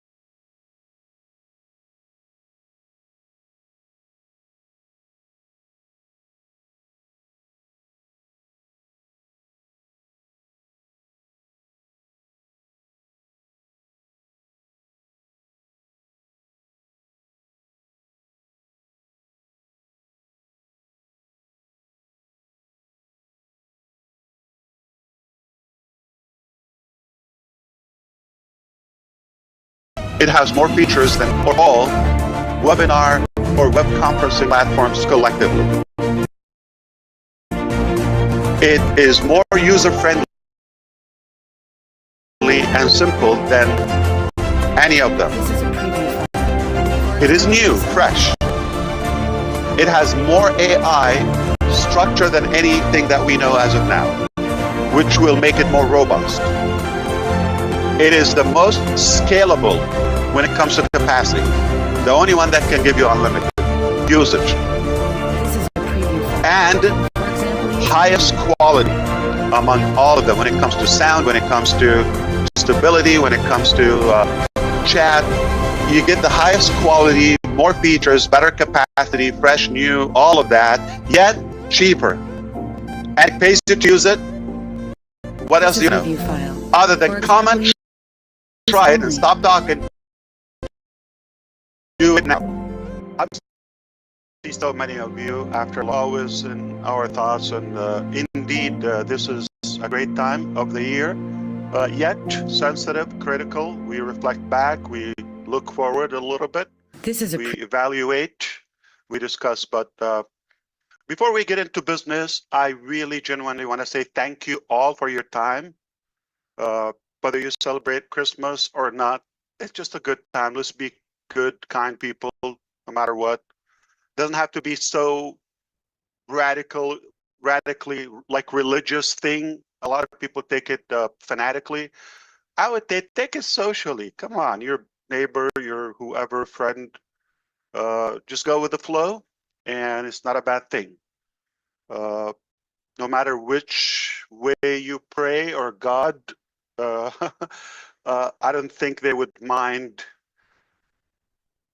that you're doing goodness to other faiths. So let's agree on that. All right? Don't get too crazy about Christmas, not Christmas, because we still can't make up our mind. It's a beautiful time of the year. And it's a beautiful time because we're connecting. It's also good that we are reminded how we are still here. You're the house, not just the furniture. You are indeed the property that we have, or the assets. And I'm somewhat thrilled of the loyalty, the commitment, the dedication that you have. We have parts of our life. We've heard about our sister Robin. We just what's happening with your husband, obviously Joyce, and you know everybody. I know Peter through some turbulence this year. I think almost all of us, everybody, some pain one way or another, but yet you still show up when it's family time. I'm honored. I want to thank you for your care, for making the time, for dedication that you put into this all the times. You show up pretty much day in, day out, regardless of the circumstances. And you still believe in the journey, despite all the non-pleasant things we went through. That's enough for me. If I just discovered this today, enough for me to start a whole revolution. You give me so much drive, you give me so much passion that there is good, and there are people who want a better way. If they get it, if you build it, they will come. We know the saying. And that's how I keep refueling and refilling my tank. You're my rock. I truly love you, admire you. I appreciate you. I wish you the best time ahead in the coming year. First, health for you, for the family, for the loved ones. I wish you love, lots of money, do good things with it. Health, wealth, prosperity. I mean it. And I know it's there, and it's just open to receive. We're going to turn this around. It hasn't been the way we wished for, but always something good or better comes out when you go to a higher ground. When somebody's trying to knock you down, as long as you're able to get up again, which we keep doing that, you rise higher. And your horizon is far broader. You could see way further than before. So rationally, we make better decisions from these knockdowns, if you wish. Let's be more specific. We started this journey 2018, and it was a wonderful start. Made mistakes, many mistakes, some of them trusting the wrong people, some of them allowing the wrong people to be a part of the journey, the pre-launch phase, if you wish, and saying the wrong things based on somebody's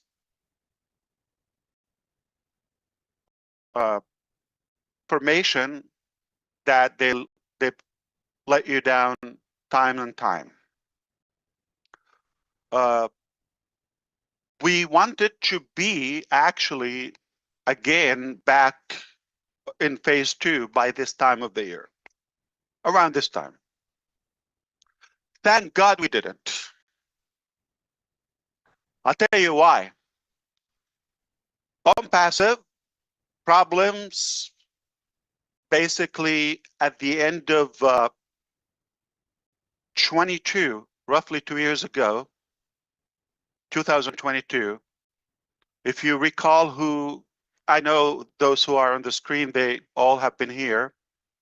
When we had the World Cup back then in Qatar, and what happened is we discovered that we're behind in the development. Wasn't so dramatic, but as we kept interacting between different teams like Dubai, even Egypt, go to Hyderabad, our bigger building, that has taught us, and the findings were not encouraging every time, like we're behind. So finally, we came out to the market September 2023 last year, a little like 60 months ago or so, 14, 15, 6. Yeah, actually, September. It was Labor Day weekend when we came out with OConnect. And then more issues, got tangled, and it got a little bit complex.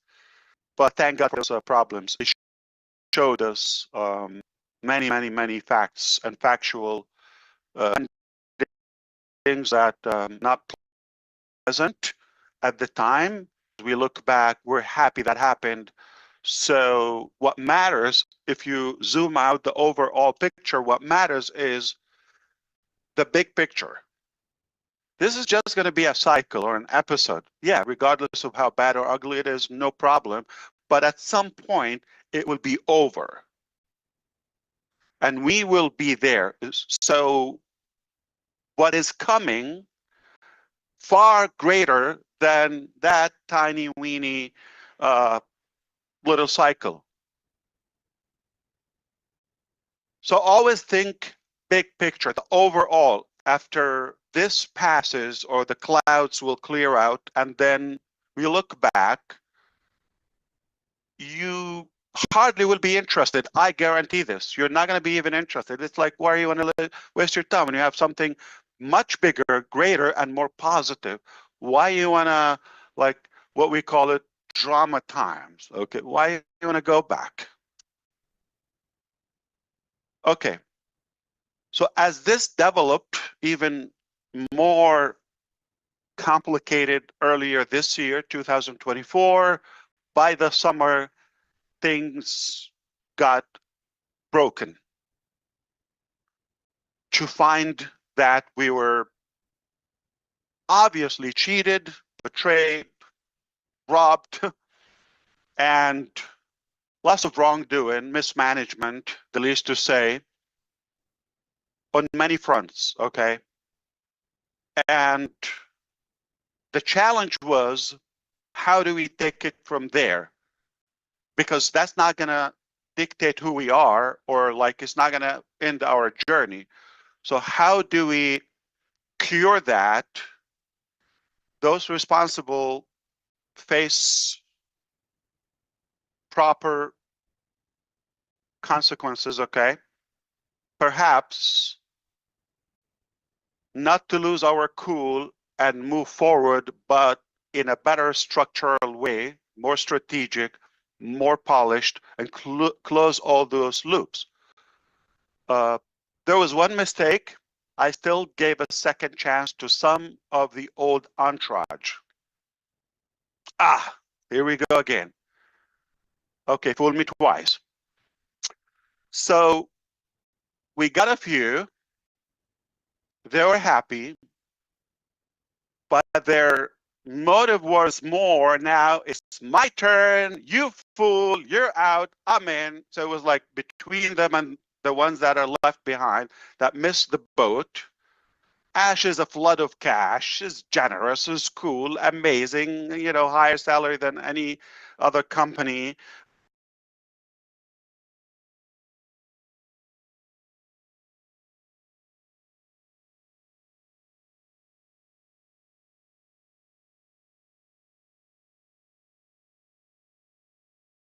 Queens and royals better than he's living, and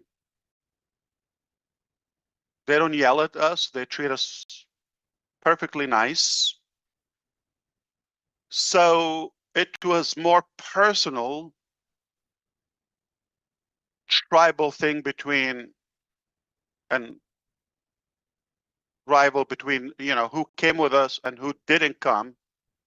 And then to find some of who were with us also bad apples. Thankfully, we discovered them early on before things, you know, go to a higher level. So we let them go. So now we got more enemies, more employees. They're complicit with different departments, snitching, making things up, false accusations, all fabrication. You can imagine. Just to destroy this monstrous Protestant. Okay, take that back. Okay, not me, but that's what they want to be. So it was lovey-dovey as long as they were with Ash. Beautiful life, okay. Clap, my hero. And the minute they felt that this is no longer a honeymoon, I became a bad guy.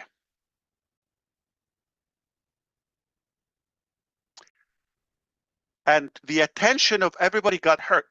Hundreds of employees are affected. Think of that, okay? Why? Because of somebody's greed, somebody's, you know, theft, somebody's misconduct, okay? People have suffered that. And most of them knew the source of that, you know, wrongdoing. Yet, when they became enemies, you know, more guys, more, okay, they, for some reason, they found it is easier to go after Ash and this concept of unpassive, or the new phase that he's going after. This is official. Some of them, and you know a couple of names, okay? We're not going to get into that today, but the truth will shock you. The truth is going to blow your mind, just out of curiosity. It's a bit ugly, but you're going to have more respect for us to see what we went through, yet we're still fighting for your dream. But those who try to destroy the next one, this is exact words. Their mission in life is nothing but to destroy Ash or this business. Their complete mission, that's it. They got family, they got kids. All they want to do, you give them an opportunity, it's not what they're focused on. You give them a path forward for prosperity. No. The evil is overtaking them. But obviously that's a good thing, because if somebody is blinded by the devil, if you wish, then all they're doing is creating a chaotic situation for themselves. They naturally will be exposed, even if you are effortless. So that's what happened. So we discovered that phase 2, they were early on it because they were missing the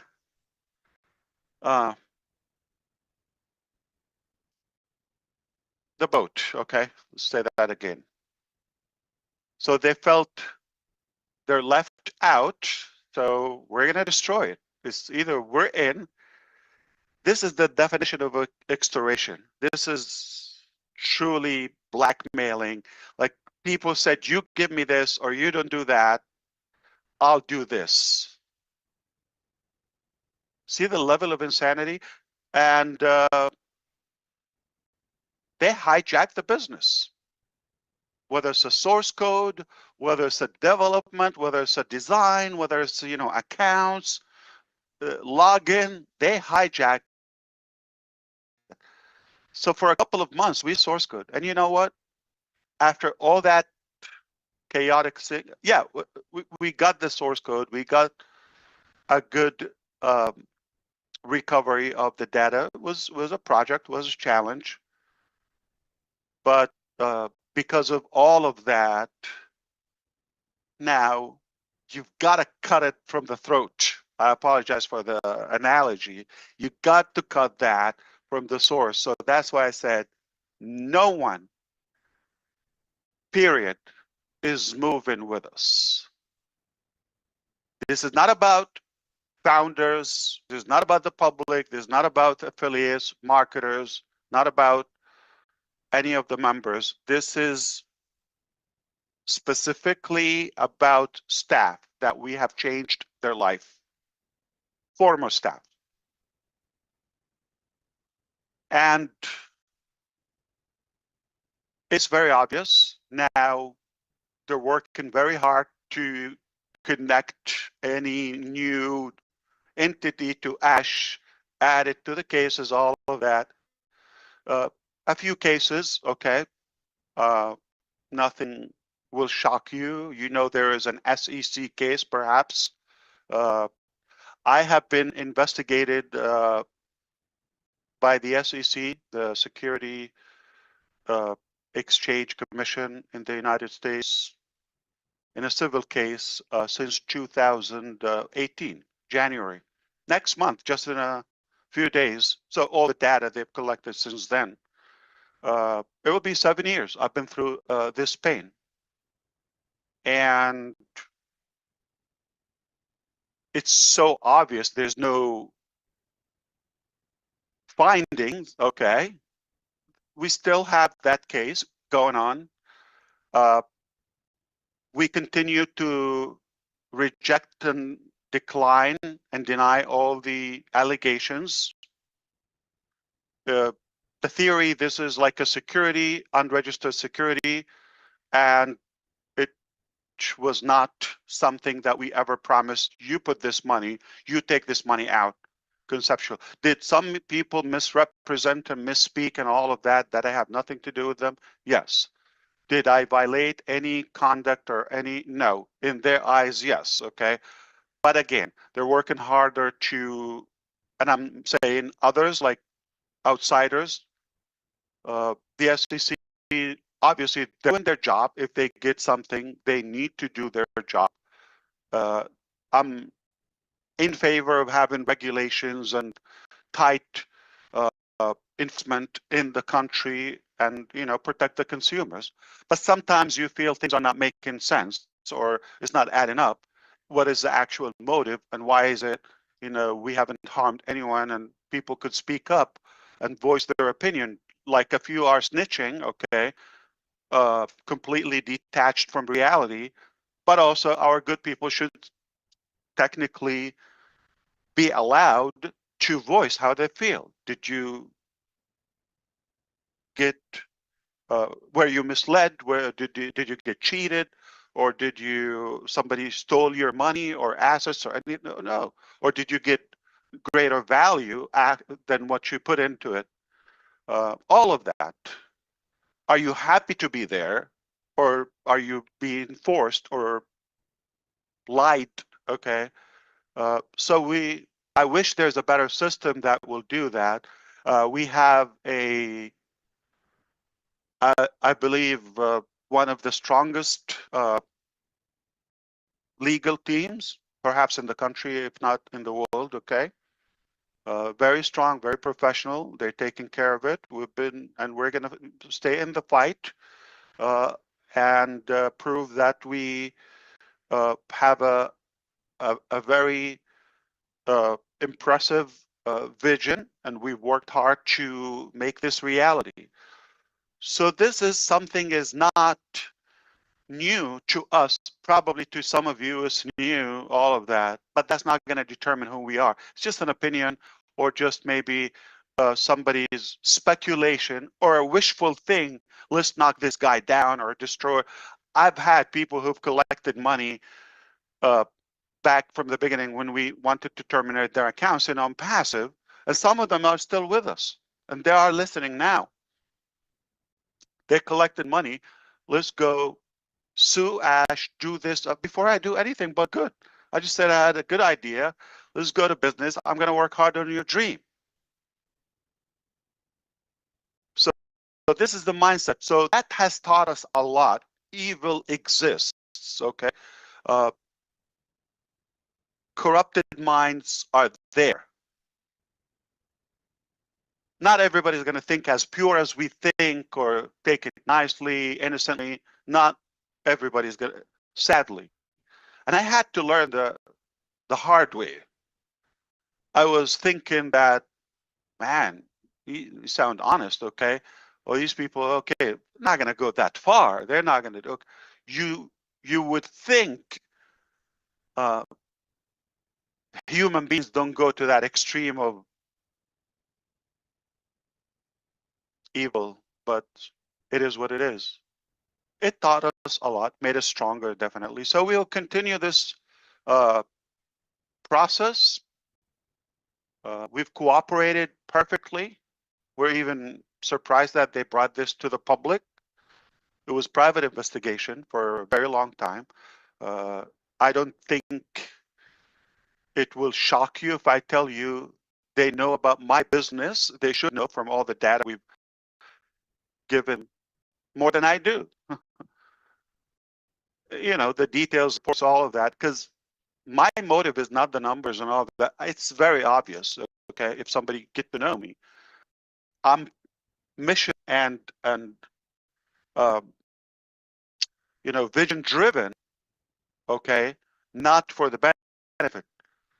And that has obviously got refueled by those, I just said, former staff to also help. Okay, well, it's something that he's on the ground. Let's go and beat him up more. Okay, so throw more arrows at him.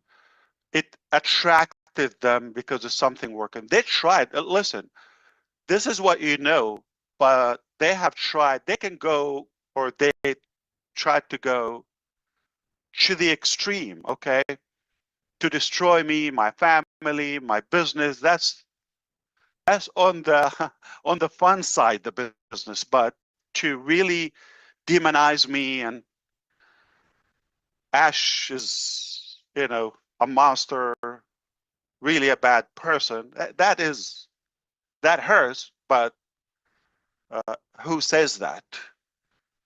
So the challenge for me, am I going to let that get in me and say, you know what, screw people, screw humanity. Why am I going to go through this? Let's go have a good life. I don't need this, okay? I'm just going to let this go and that's it. Shut down the business and we're done. That's an easy call. A lot of people, even for themselves, they would bankrupt, right? I mean, when it gets hard, people react differently.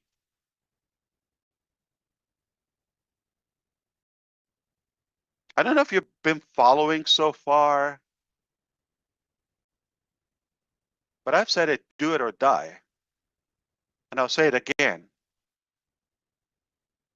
But I may have done it naively. I will still do it nicely, but not naively this time around. And this is the only mission I have in life. Very simple. I believe there's a better way. There's a lot of, you know, corruption out there, different levels. I believe we could do better. We could solve that. We could, I'm not saying I'm perfect. I'm not going to fix the world, but we can make a massive, massive positive impact. And this is my passion. It's not going to surprise you, but just in case, as a reminder, I'll do it even if I never get paid, even if I never get paid a dime. It's the only thing I will do in my life. It's the only thing I would die for, other than, you know, personal things and national things. I'm talking about business wide. There's no business I would die for, okay? But I'm talking about the concept of what we're doing, the potential impact, the level of education, the level of you know, financial improvement and other cures or fixes to aspects of our life globally. That's the only thing I would do, even if I never ever get paid. This is the only thing I will do. So rest assured, it's very hard, but we're much stronger, and made us even believe how beautiful, how big is our concept and our vision is. And it's worth to fight for. It's worth to continue the battle for at any cost. So we're here. Those losers and bad guys, okay, they're going to be thrown in the garbage yard of history, okay? They will be forgotten. They will rotten. Nobody's going to know them. They have no future, no career, not in the market. They're not respected. They're going to be spit on even from their own children when they grow, and they know how you know, brutal they are. Okay, so nobody's going to respect them, and the truth will always emerge. It's always going to come out, no matter what.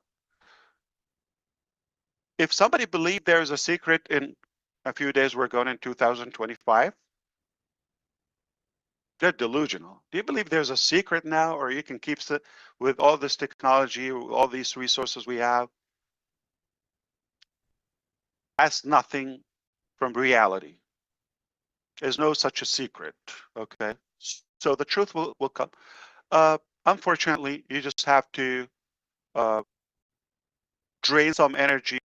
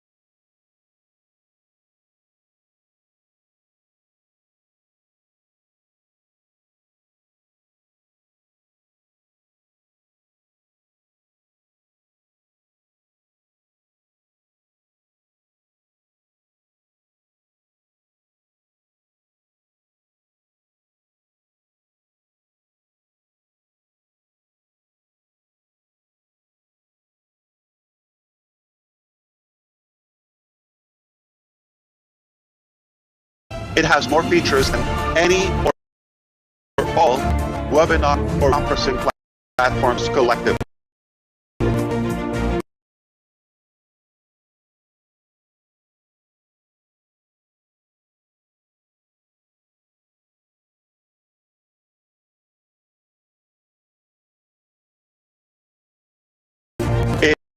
It is more user-friendly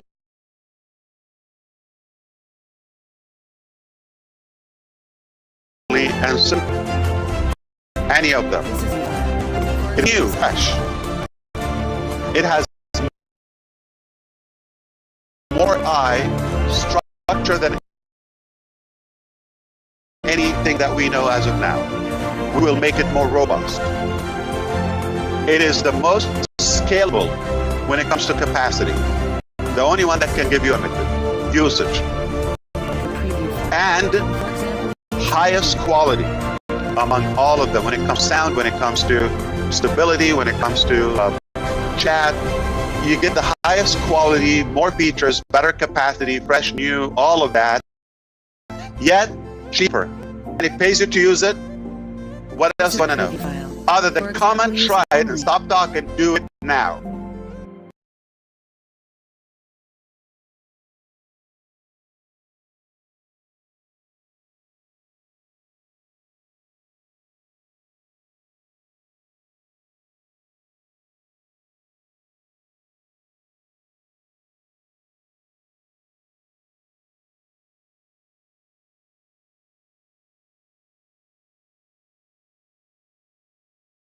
Welcome to the deep dive. Today we're taking a look at a pretty significant webinar, Mr. Ash Mufareh's webinar, Historic Comeback. Yeah, for anyone following this space, Ash Mufareh is, well, a name you know. And this webinar definitely stirred things.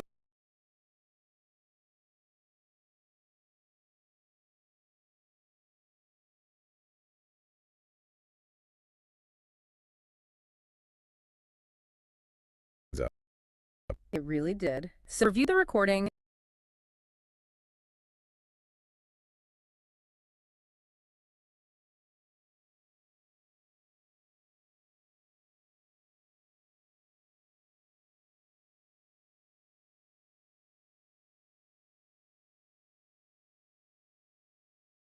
Got a detailed summary, and basically we're here to give you the shortcut. Boil it down to the core message. Exactly. We'll hit the strategic plans, the talk about character, future phases, those hints about new tech. And, the whole community and leadership angle. It was all in there. Right. So let's dive in. What was the first thing that struck you? Well, right off the bat, the focus on community. It was very deliberate. You mean the welcome and acknowledging everyone? Yeah, that, and mentioning the sheer number of questions, over 2,000 apparently. That signals a high level of engagement. It does. Plus the holiday greetings, mentioning new people, it felt inclusive. Definitely. And framing it that way, building that community vibe first, it kind of sets the stage. It's smart, especially if you're launching something new later. True. It wasn't just a dry business update. It felt like an effort to connect. And the bit about patience. Yes, asking for patience on the strategic details. Right. Managing expectations, but also, like you said, building anticipation. Yeah, it keeps people invested. It's a common tactic, but it seemed genuine here, tied into that community feel, sort of laying groundwork. Okay, so community focus established. Then they moved into resilience and character. Yes, shifting to the longer view.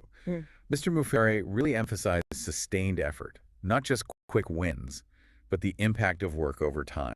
And the idea that tough times don't just happen to you, they sort of reveal you. Exactly. That challenges show true character. It's about how you react when things get difficult. That seemed like a really central message. Which, for you listening, is maybe a good way to think about evaluating leadership, right? Not just the good times. Precisely. How do they handle adversity?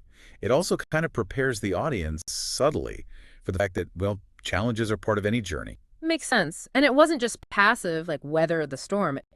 It was more active, wasn't it? Yeah, this idea of showing up with the right intentions. That your positive approach can sort of attract positive influences or outcomes. An intentional mindset. And then the look forward, past is past, focus on the future. He specifically mentioned a transformative phase. Involving strategic actions and, interestingly, a cleanup. Cleanup. What do you think that implies? Well, transformative phase suggests big changes, not small tweaks. Cleanup could mean maybe shedding old ways of working, fixing past issues, streamlining. Could be restructuring, maybe? Getting rid of things that didn't work to make space for stuff? Possibly. It definitely signals a significant shift, a deliberate move away from something. Leads naturally into the next big topic they covered, actually. Which was? Trust and relationships in business. Ah, right. The importance of trust and leadership, which seems, well, fundamental. It is, but they drew a line, didn't they, between relationships that are just transactional. And those built on genuine connection. Yeah, they really emphasize the value of the second type. And that's interesting in a business context. Prioritizing real connection over just the deal. It suggests a strategy focused on loyalty, maybe a stronger ecosystem long term. Less about quick wins, more building something solid. It seems to be the implication. It fits with this talkable new chapter coming. And they did touch on the SEC situation briefly. They did. Mentioned being ready to discuss the next phase and committed to transparency about products, vision, the works. That transparency part feels key, especially after dealing with, regulatory stuff, rebuilding or reinforcing trust. Absolutely. You need that open communication if you're signaling a fresh start, which they seem to be doing. Then things took a bit of a turn, focusing really heavily on community over money. Yeah, that was quite a statement. The idea that relationships, friendships, open communication, that these are actually more valuable than just the financial side. Coming from a business leader, that's a strong value proposition. It really is. It suggests maybe a rethink of what success looked like for them, or at least how they want it to be perceived, focusing on intrinsic rewards. Community, purpose, connection, alongside the usual metrics. And there was even reflection on past financial stuff, suggesting the driver wasn't purely profit, but more about nurturing that community. Serving a purpose. And the idea that real success shows up in actions and the support within the community. Right. Acknowledging individual contributions, that we're all in this together feeling. It ties back neatly to that initial community focus. Yeah. Valuing the collective. Okay, so from community value, they shifted towards collaboration, using people's talents. Yes, exactly. Introducing the idea of, better collaboration, tapping into the skills within the community, especially for improving online business platforms, it seemed. So leveraging the network itself. Pretty much. There was gratitude expressed for this vision, using everyone's gifts for a common goal, a belief in individual talents driving positive change collectively. Sounds potentially like a more decentralized approach, or at least highly collaborative. Could be. It's certainly an interesting model, recognizing and coordinating diverse skills within your user base or community to achieve shared goals. It can definitely spur innovation. Then the energy apparently picked up with Mr. Suker Yang. Yeah, the summary you mentioned, a lively atmosphere there. He framed it as a historic comeback. Lots of emphasis on faith, prayer, and the strong belief that sticking it out through the hard times, that perseverance, would lead to success. And reassurances of support through prayer and fasting. Yes. That really doubles down on the community solidarity aspect. It's a notable element, bringing faith into the business narrative quite openly. It definitely speaks to a specific culture underpinning the venture. A unifying force, perhaps. Could be. Then the discussion got very practical, transitioning to a new business plan, a new team structure. How are they communicating that? Email. They mentioned traditional email or perhaps their own OMail system. But the key thing was the desire for a complete break from the old platform. Really? Starting totally fresh. That was the message. Build something new, distinct, encouraging a redesign without carrying over, baggage from the past. Wow. Okay. That's a big move. A clean slate. It signals serious intent, not wanting to be limited by past structures or maybe even perceptions. A new foundation for whatever's next. And what's next seems to involve new tech. Definitely. That was the final major point. Integrating new technologies, described as potentially disruptive. Disruptive how? The focus was on scalability, stability, and critically affordability. And they explicitly hinted these techs could shake up existing business models. Especially on pricing. That was mentioned, yeah. Suggesting a competitive edge there, maybe offering more value. And they teased unique strategies for 2025. So, aim to be real innovators then, not just catching up, but leading with something different. That certainly seemed to be the implication. Creates a lot of anticipation, doesn't it? It does. Okay, so let's try to wrap this up. Key themes seem to be Resilience, definitely. Character through challenges. The power of community and genuine connection, that came through really strongly. Strategic action, embracing change, that whole transformative phase idea. And the potential of these new, possibly disruptive technologies. Scalable, affordable, game changers, perhaps. Plus adaptability, needing to grow. It really felt like a signal of big changes coming. Absolutely. Right. And the repeated calls for patience and community support suggest it's a process, something that will unfold over time with everyone needing to stay engaged. So the final thought for you, our listener. Considering that dual focus, the tight-knit community and disruptive technology, what kind of shifts in business models might we actually see coming down the pike? Not just here, but maybe more broadly. Yeah, it's worth thinking about how those principles, resilience, community focus, tech innovation, how they might play out in your own world or what they signal for the future of business. Definitely something to mull over. Thanks for diving deep with us today. That's what we do here on the Deep Dive. We cut through the noise. Today, we're honing in on Mr. Ashmufar's first live webinar of 2025, getting you the core takeaways. Exactly. We've gone through it all. So we'll be touching on things like past business shifts, tech changes, trust. And the future outlook, right? All boiled down. That's the plan, giving you the significant points without you needing the full playback time. Okay, let's jump in. So Mr. Mufar started by looking back a bit. The move from Dubai came up first. Sounds like more than just changing addresses. What did you make of that?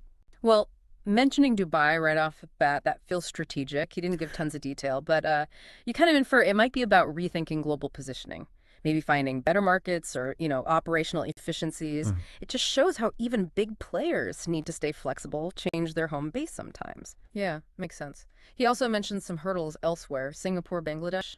Singapore seemed brief, but Bangladesh sounded tougher. Like investment was there, but success wasn't. Right. And the Bangladesh situation, it raises some interesting questions about entering new markets. Just investing money isn't enough. Could have been local market stuff they didn't expect, cultural things, logistics maybe. Yeah. It really highlights needing solid groundwork, localized plans. The fact he didn't dwell on Singapore might just mean things were smoother there. Yeah. Or less relevant to the point you're making. Okay. And then Egypt came up. More complexity there, high costs, and he hinted at management problems causing failures. Yes, the management complicity bit. That's pretty critical. It suggests your internal team, the leadership quality on the ground, is just as vital as the cash you put in. Right. So even a good plan can get messed up by, internal issues or maybe people not being aligned. Really points to needing strong oversight, accountability. He also talked about needing to move on from some past staff situations, unproductive management, even some criminal behavior, as he put it. Sounds like some really difficult decisions. Yeah, and it's a stark reminder about the human side of things, isn't it? Sometimes you have to make those tough personnel calls, protect the business, its future. Dealing with unpredictable people is one thing, but actual criminal stuff needs decisive action.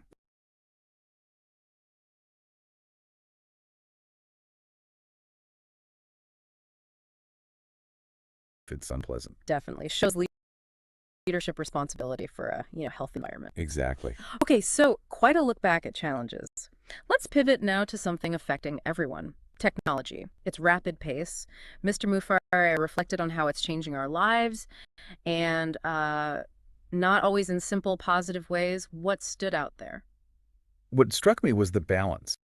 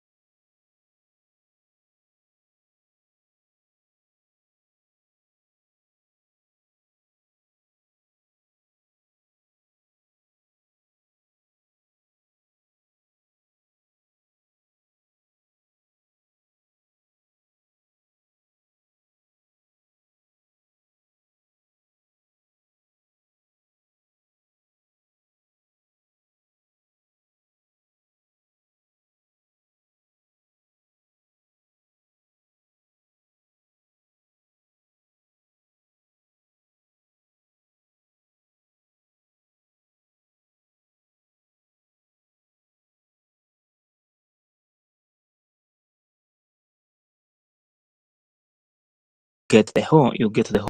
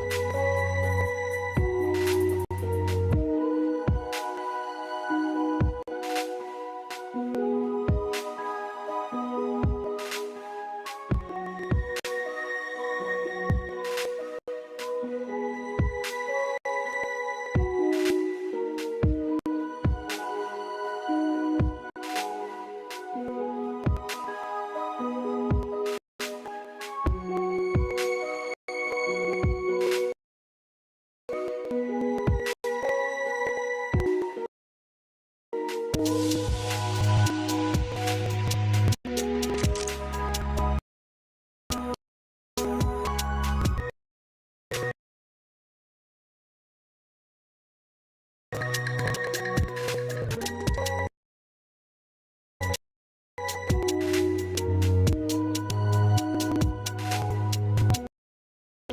what people think of you doesn't have to be the reality. That's not it. You should put the value to yourself. And if you're not happy, you have to be authentic. You have to be so realistic and honest. You're not say, I'm worth $1 billion. No. You have to be realistic. If you're not transparent with your own self, why would anybody else believe in you? And so you have to increase the value of yourself, that if you're worth it, if you provide value to others, obviously not just to yourself, then you can do it over and over and over and over. It's not just the business. People will pay you to listen to you. I mean, everybody have some passion, some area of interest, strength. You can improve it, empower it. And I have known this philosophy that I worked on. I took it to heart. If I believe it, I do it. I heard the Italian economist, I think he said, if you want to become an expert in one topic, invest 1 hour a day for 5 years on that topic, learning, improving that skill, talent, reading, discussions, videos, whatever you can do, exercise, whatever that talent is. 1 hour a day, 7 days a week. Not holidays, not this, not that, every day is a week. That's 365 days a year. Okay? You don't look at the calendar, doesn't matter what day, cold, hot, weather, that doesn't matter. Every day for 5 years. 5 years are not a long time. Most people would wish to have listened to this 50 years ago. Okay? And believe it or not, once you start, you cannot stop. If something you like, you have passion, you have love for it, you don't need somebody to motivate you. So focus on building. Once you discover your purpose, you have a purpose. You're not randomly created on earth. Discover that thing. That's far more important than the day you were born. The day you discover your purpose. Why are you here? When you know this, that is your value. Then, I'm not saying for 5 years, if you don't want to spend that time, then do it 5. And this is what I thought to myself. I said, what if I don't want 5 years? Can I do 10 hours a day on a topic I like? Now I'm like doing.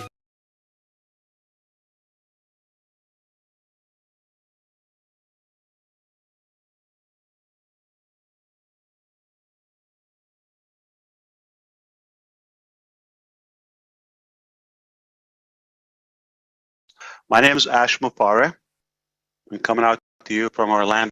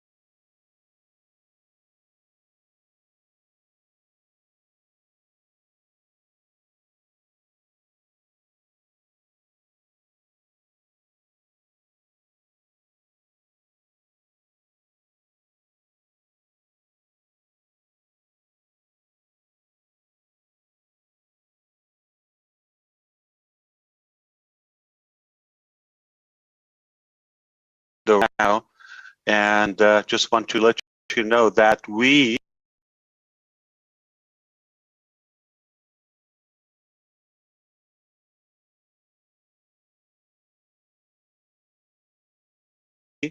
at OnPath aware of the complaint filed by the SEC, Security of Exchange Commissions, against the company, myself, and my wife. Yeah, that came out.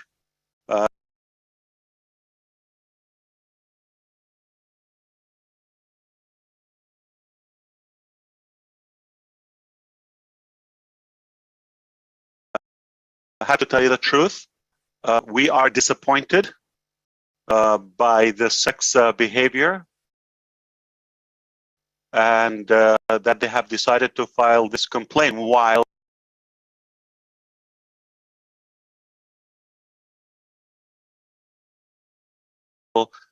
we had, full compliance and cooperation productively with them over the years. Literally for years, we've been always transparent and supportive. We understood their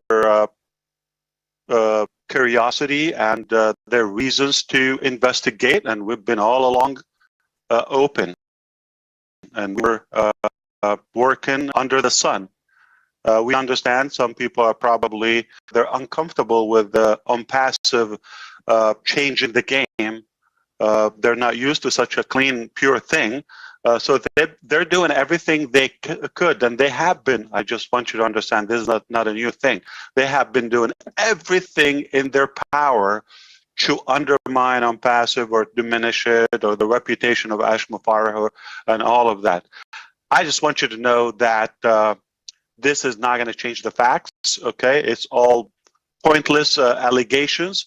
We strongly disagree with the allegations in all, and they've contained, just some ridiculous points, and I personally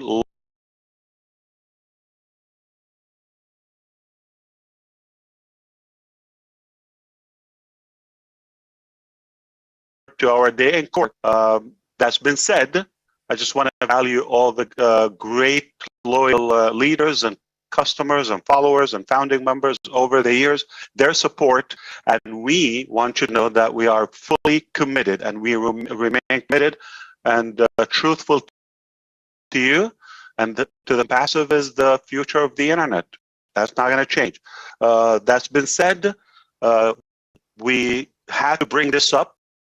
It is not going to unpassive is producing and had produced some of the finest technologies. That was our promise in 2018, and we will only bring you the finest technologies, the finest products and services that finally we are witnessing a new transparent, clean company to serve the public. Unpassive has taken a great role in that. We are committed to be human and behave in a very humane way to our customers and humanity in general for everything we do.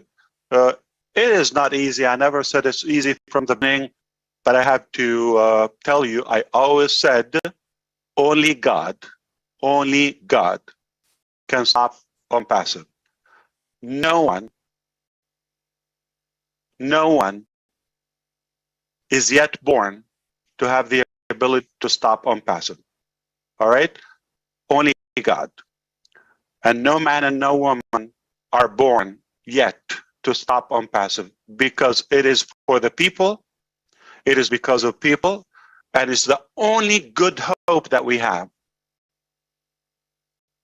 On the other side, most of people are just in it for the pockets or some fame or lame popularity at any cost. I don't care about that. I'm going to remain loyal and bold. I'm going to do it or die. We're just about to roll out life-changing products. That is not going to change. And we are not going to get into the nonsense and the disappointing allegation, very, I would say, pathetic pathetic. Sorry to say that word, but that's not going to change the fact. We've been working under the sun.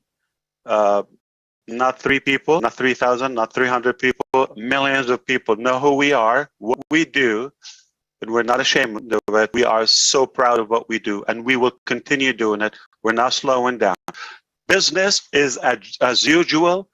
You probably see something because it's now turning under the light. To you, probably something new. Just want you to relax, because to us, this has been going on, and other things and other people, that is a part of the game. When you're someone, when you're going against the flow, when you're really doing something clean, is going to shake up all the corruption. And I would say again, unpassive is the only correction to the corruption. I'm told not to give so much details on that. Why? Because we have an amazing legal team. Couldn't ask for a better team. So strong, so powerful, experienced, and they're so passionate about defending you, defending unpassive, and they will say one way or another, and we will continue our vision, our dreams. That's not going to be changed. My request to you, not to be bothered. That is a part of our process. We've been dealing with it, and we will continue dealing with that. They just decided, I don't know, oddly to bring that to the light when that is so disappointing. So let that go. I ask you not to give that a lot of attention, not specifically what happened today, but most people who are on passive for a reason or some reasons, some of the reasons because unpassive is exposing them, whether they're businesses or companies. Some of them are former founders or found members. They misbehave. We let them go. Some of them are former employees. They obviously conspired for unethical plots, and we let them go. We think they're full-time job now. Nobody would hire a crook, or some of them. So we remain committed to our ethics, and we are truthful to the followers and to the users. Never will never, not just the past, will never ever harm anyone as unpassive. It's very pathetic to think unpassive is after the money or doing anything that is not good for humanity with the money. So because of that, I think you should always follow your brain intelligence and your judgment. You should have your own sense and common sense and evaluation to anything. And if you trust the company and our work, you know the level of our technologies and our process. So eventually it will overflow all these chatters here and there. It's a part of the game. I tell you, there's no way you can avoid that. When you're someone, is going to happen. And the darkest moment at night or in the night is that moment just before the dawn rise or before the sun comes up. So it is normal. It is natural. A lot of people, we understand, they are just not comfortable with what we're doing. You could guess the reasons. And that's not going to change the fact that we are the only hope and the only good value to our users and to the market.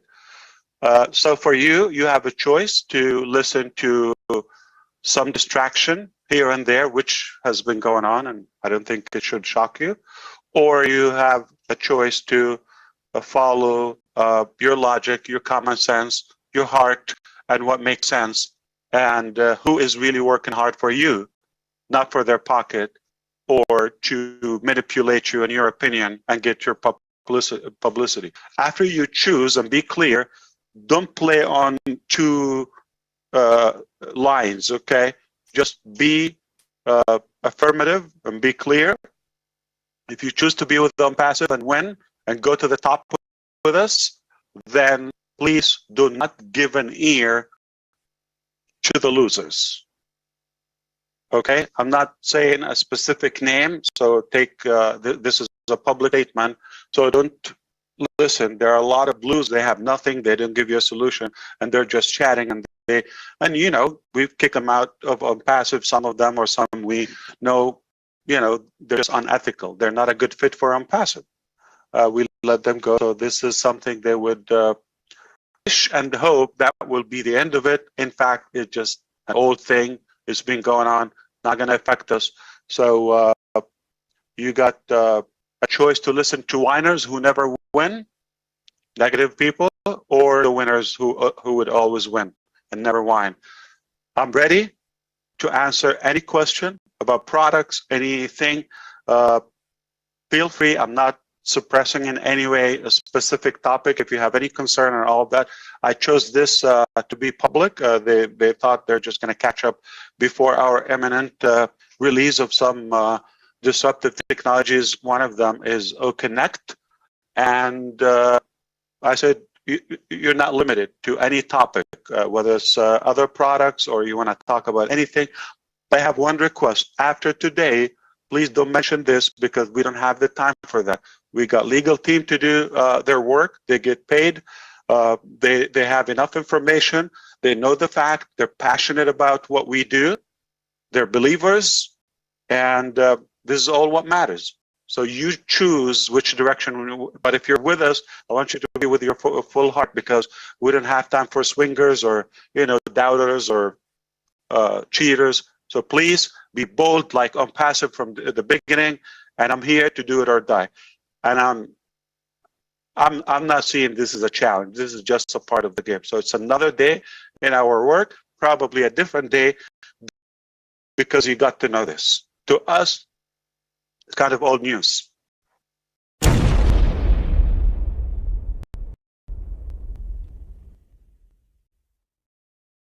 I want to confess something to all of you. You might take it the wrong way, but hear me out until the end. My name is Ash Mufar, and I'm your friend.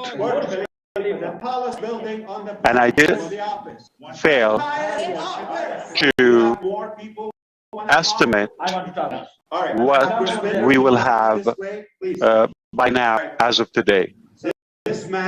I had no idea how big is the gap between what I thought possible and what is realistically achievable. This man, Mr. Ash Mufar, our CEO, and once told I did have a plan, and I had you in my plan, and I had you in my dream to kind of empower you and grow with you, and together we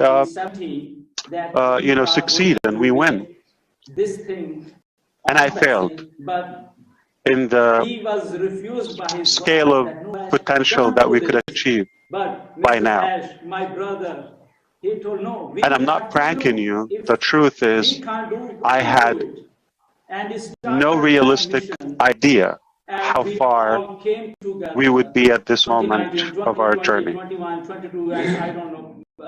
It's far, far, far, far, far, far bigger than I thought. And it's a good thing if you're patient. I did not imagine when things are connecting together now at all levels, and I'm seeing it myself. Okay, so many people told you so many this is not what I envisioned. But we believed in ourselves, in this company, and it's a million times bigger. We get strength from our it's a million times bigger, and it's unstoppable. What you're just about to discover and realize in these coming short days will probably get you up to speed to where I am now. And we learn from Mr. Ash. Is my the way I feel, we're done. Bigger and bigger. And yes, one thing more. Where is and it's based on practicality and reality, not a just full fantasy. Thank you, Ash. Thank you very much. 1 million in the short period of pre-launch and beta testing? Never, never. Did I think it will be this quality of founders? Didn't even have a clue.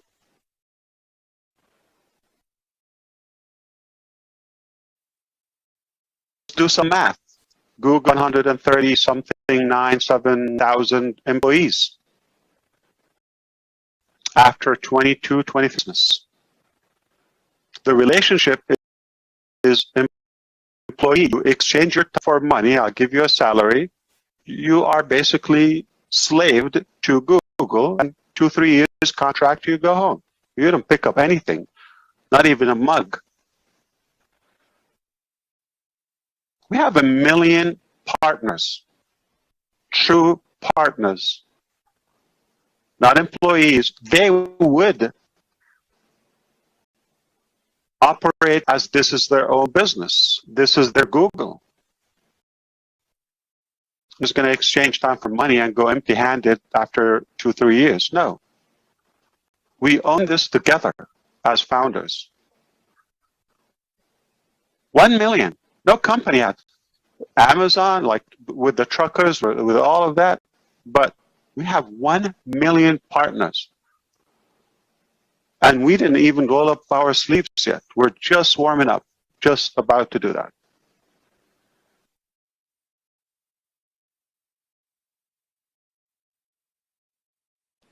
Apple has 5 similar amount of employees, 140 something. Okay, they have 512 stores as of today. Apple company, beautiful. One of the most successful, businesses on the planet. 512. We're going to have 1,000 locations just for the global leaders alone.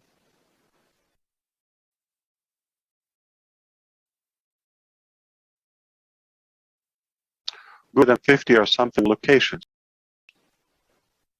That would be our first year.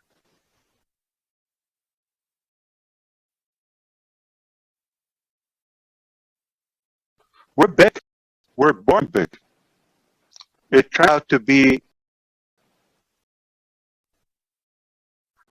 or put it this way, it's not what we thought. It turned out to be a lot bigger, and I didn't really think that far. I knew I'm going to do best. I knew I'm going to give something disruptive. I knew I'm going to do something typical. I knew that. Collectiveness.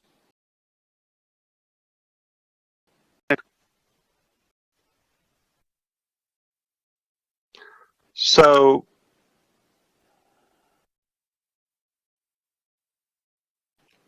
as of now, as of today, where we are in a passive, I believe it's something to be proud of, and it's indeed remarkable, historical in every way. There's no limit, there's no box, there's no frame for us. We're blowing up everything around us, and we are unstoppable. Good only. I have never, up until this moment, been so confident and so excited and proud as of today's level. Excitement is mounting. I know what I know, and you will know it. I'm not going to be able to keep that away from you long, but of course we want to be mindful and respectful to all of our founders and share that with them in a proper manner. And it's a reality. So hardship, Julie, is temporary. And I'm thankful, I'm so fortunate that I have, or I had my fair share of that. If I didn't taste that hardship at all capacities, or poverty, if you wish, I would not even know what it means. And that's, the drive in me to share it with those who are in need, the deserving. I don't think where we are today is permanent. So if any of you unhappy or uncomfortable where you are, it is going to pass. It is going to pass. I took my fair share with this illness it's roughly a month and a half, 2 months ago. I didn't think of anything. I just knew I am here. Prayers are working. Just let it be. Do you know how priceless is that, how precious it is? When you know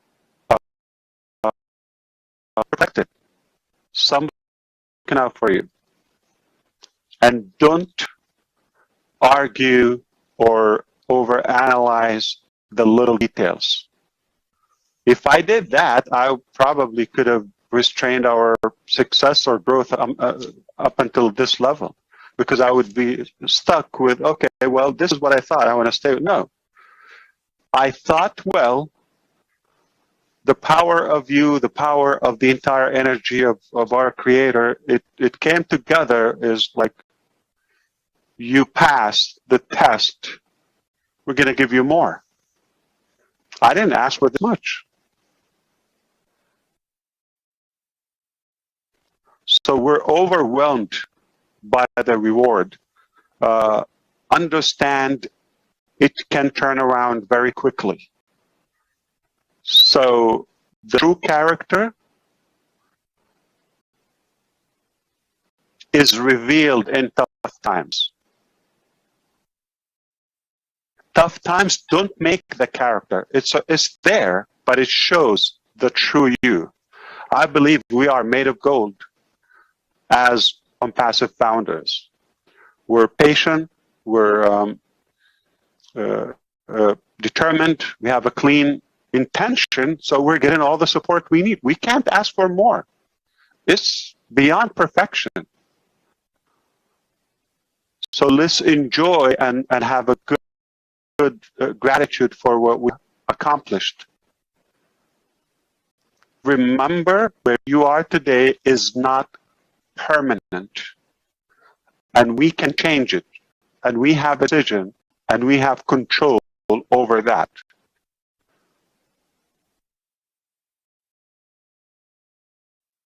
Your past doesn't dictate, doesn't have to. We can reinvent our future. We got the resources, we got the knowledge, we got the heart.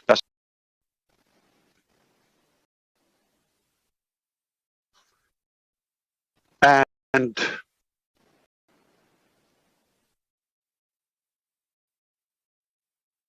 I just want to clear one of the notes I have that you got it is when it comes to wealth, the real wealth, I don't know if I can give credit to my dad, but at least I would do.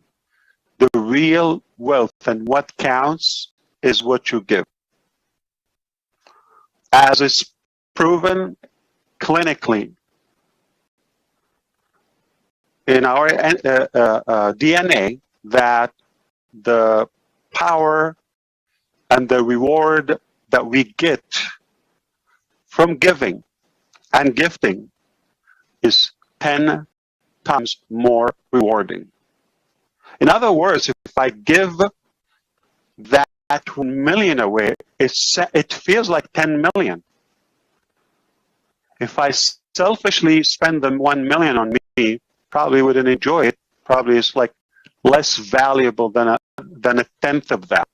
If we use the same ratio, maybe like 100,000. Why would it bother me for all of my good friends and founders to have the same car I have, the same lifestyle I have, the same house, the same health and diet? So why not? What's wrong of being generous?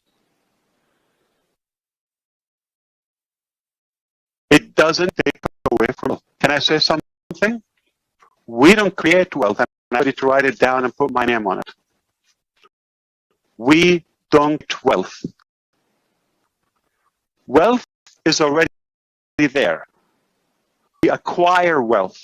So it's literally there, is who want to grab it. We don't create wealth. It's a misconception.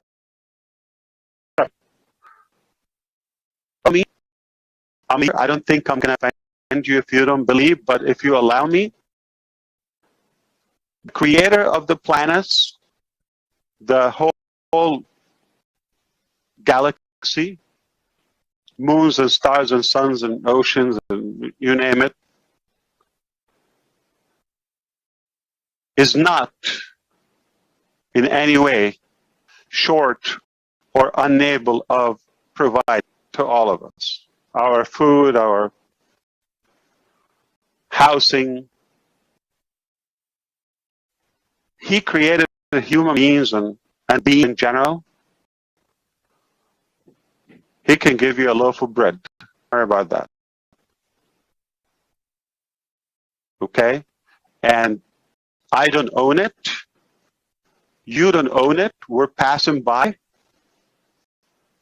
It's a station. Nobody's permanent here. So we want the best and share that wealth with love. It will be more. It will be enjoyable. We're going to have a better social life, better lifespan. Our life on a purpose will be more meaningful, and we will leave a legacy and impact. It's a win, win, win, win, win, win, all way you can. It's just a different way. I don't have to follow the traditional way of like, okay, piling that wealth and okay. Another name on the list. Good job. Doesn't impress me. What you do with it, what you do with it, okay? What do you give is what's going to count. And we're not inventing or creating, keep that in mind. It's already there. We're just going to work together with a good heart, smartly, work hard, and we will make sure everybody gets a piece. I just want to remind you where we are on passive. It's already historical. It will not happen again.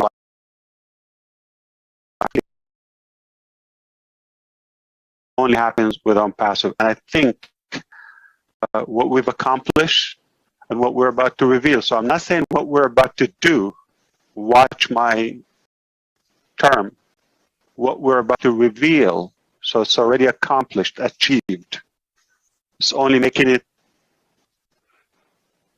you know, public. And a winner, be a winner, be a winner, be a winner, be a winner, be a winner. You need to win it. Ever since I found you, my life has changed for good. I just want to thank you for what I see. When I thought I was gonna drop, you made me see life from the top. Now my ears will pop on the passive. Do it or die. If you wanna reach the sky, no one left behind on passive. Built with love and compassion. It's a digital solution. Hope for humanity. On passive. You need to read it. On passive. Nous sommes là pour le gagner. On passive. You need to read it. On passive. Nous sommes là pour le gagner. Be a winner. Be a winner. Be a winner. Be a winner. Be a winner. Be a winner.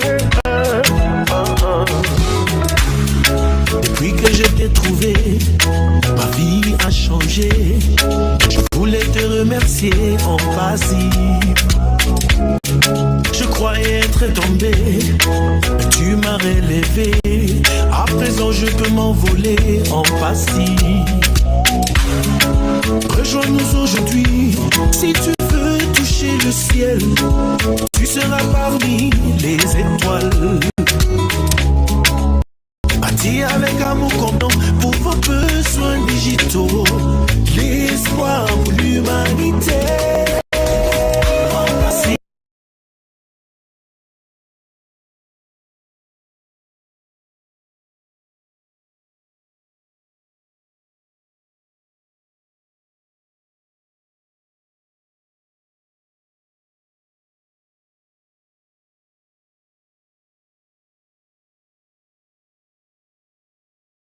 Hey, everybody. I hope you can hear me fine now. Hello, hello.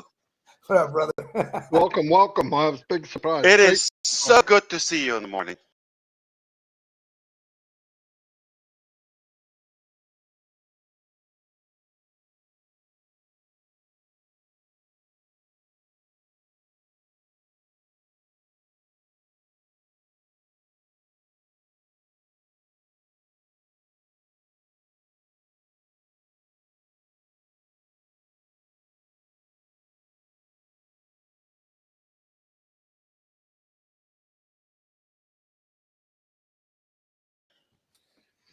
Ugh. What time? Early, later?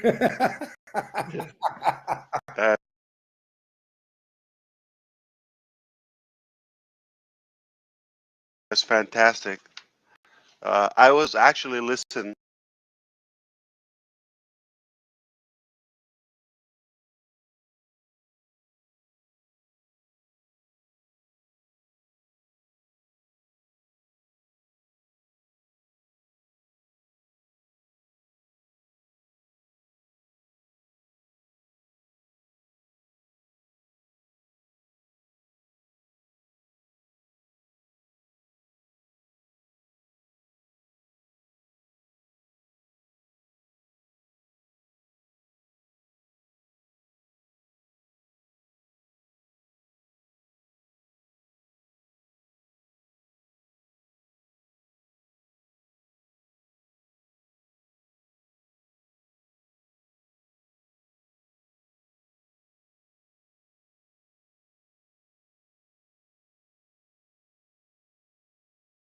A little bit before. Thank you so much. Are you done?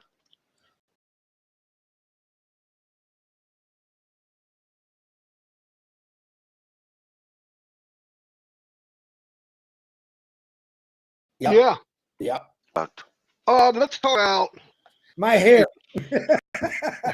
Chris's hair. Yeah. We have the issue, you know, whether I should keep it on or without. I don't know. I like it on. You do what you like.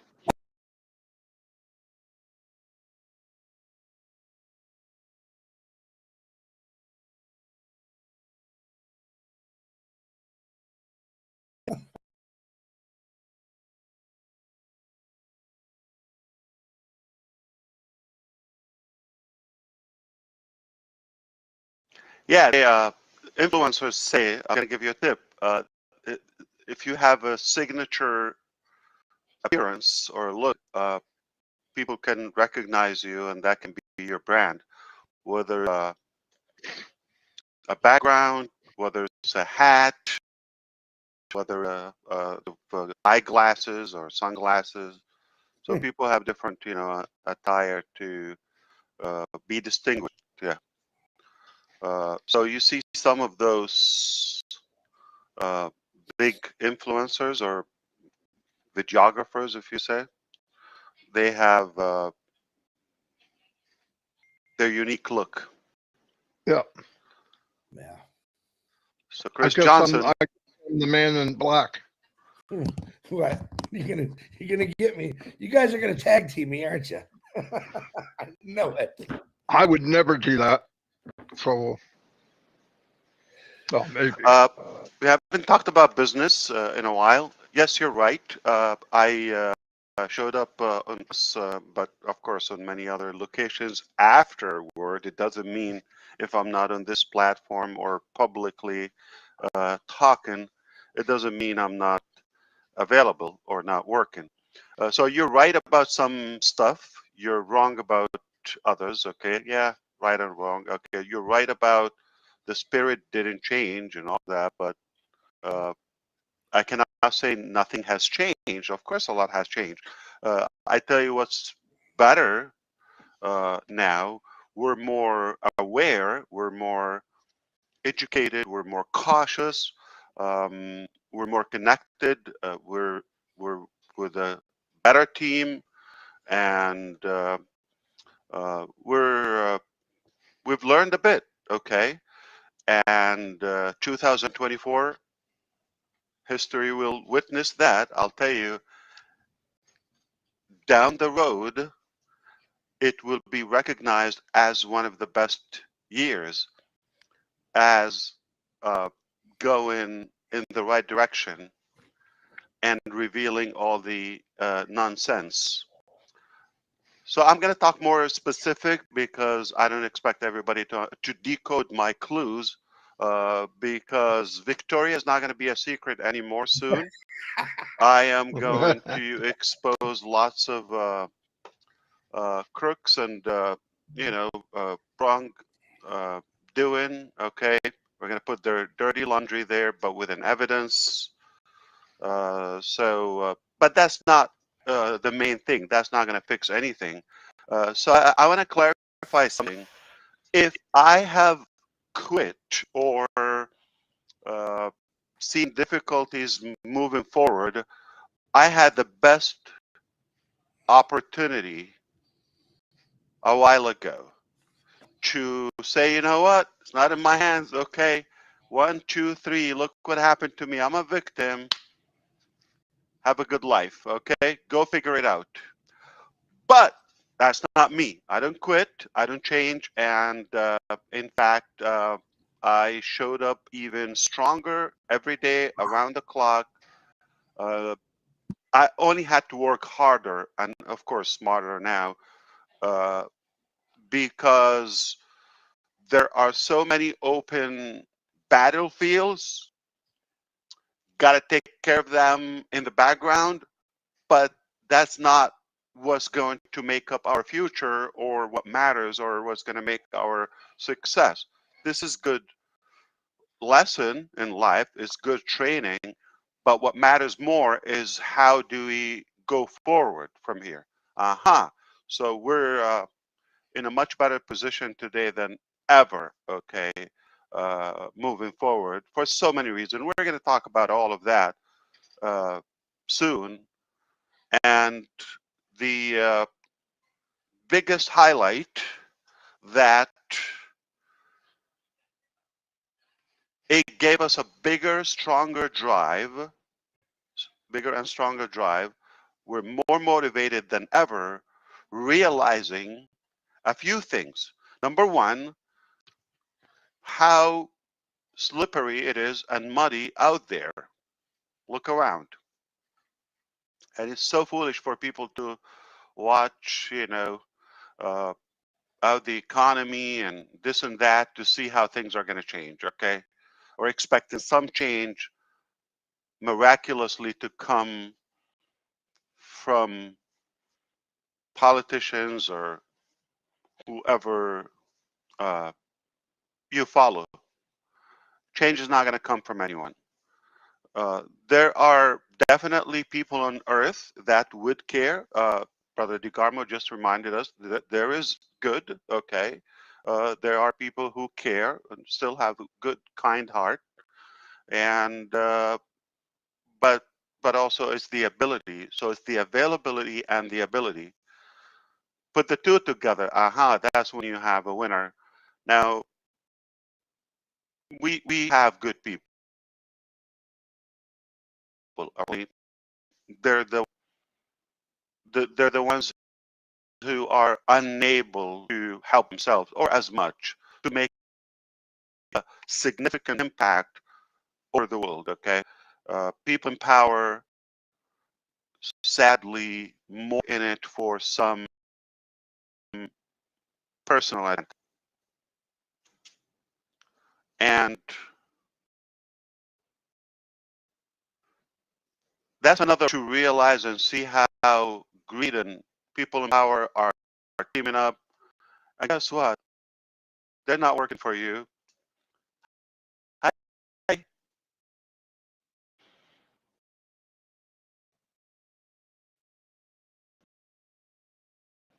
The other thing is, I see feedback from people are kind of like messing around with some little programs here and there just to make some peanuts.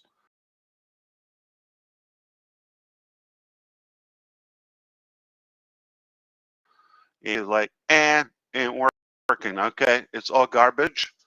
It's just all nonsense, and the articulation of all those things is simply made up just to profit few people. Most often is like for one individual.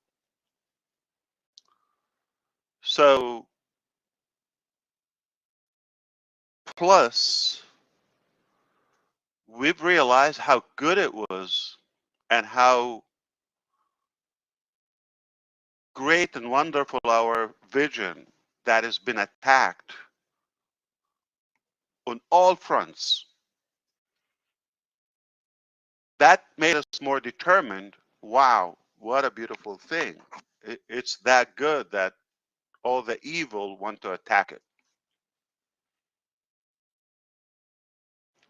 So for all those reasons, we're in a much stronger spirit today than ever because of the value of what we're doing. And of course, the ability has increased, positively. But in conclusion, we're not just there. We're not sitting idle. We are more confident that we're going to bring you things better than you think. Okay, I can tell you that now directly, and it is what's supposed to happen a while ago. Unfortunately, some corruption happened. Don't worry, I'll tell you the names, all of that. All who you guessed, yes, you're right, okay? Because I often said the bigger the dream, the bigger the team. And the better the dream, the better the team. So I had a massive, previously, okay, I had a massive dream, ambition, was nothing for me, okay, to make a good impact all over the globe. And I had a broken team, let's put it lightly, mildly. Okay, I let others speak French. I don't, I'm not fluent. So you're right. We've been around, and we're in a much better position today. So that part you nailed it. But definitely in a much better spirit, and the evidence is there. We're not going to obviously put out details. Okay, we did that previously, didn't work out good, and I believe we're approaching a stage where we're not going to talk in codes anymore or clues. We're just going to tell it the way it is. Okay, out bluntly, flat out. Okay, we're going to say 1, 2, 3. This is behind us. Now, moving forward, that's what matters. Moving forward is what you want to focus on, and I can tell you how is it. I can see that how it's going to be, because I have the ground, the foundation. I know where we're going. We're going to have a platform. We're going to have technology that will improve your life or your today's activities experience. You're going to, whether you want to connect or sell or make money or socialize or learn or all of that, we are going to give you practical, effective tools to just achieve that. Okay, there's no cap for what you can achieve. The name of the game is unlimited. All right, it's going to be unlimited in every possible way, only good. All right, so of course, we're going to expect some more qualifications. So we don't get, the tire kickers in a way. Okay. But we're going to have serious people with us. We're going to have qualified, real people. Again, we're going to be a real company, real products, real impact, of course, driven by real leaders and real people. And that is happening. I cannot tell you how certain we are because it's in hand. It's not like something, we're delusionally. Yeah, we had to knock down a lot of things and completely start all over, restart, okay, from scratch. I tell you what, you never start from zero again, right? Or from nothing when you shut down. You got a lot of experience packed and you have learned a bit. So there's no way you will start at the same level of ability. We've got the knowledge, we've got the resources, we've got the network, we've got the uh, capital, if you wish. We've got, of course, the determination, the heart, anything you want, brain, the support from you. We've got all that. We got the massive, deep need for such a thing. So we have every reason for success.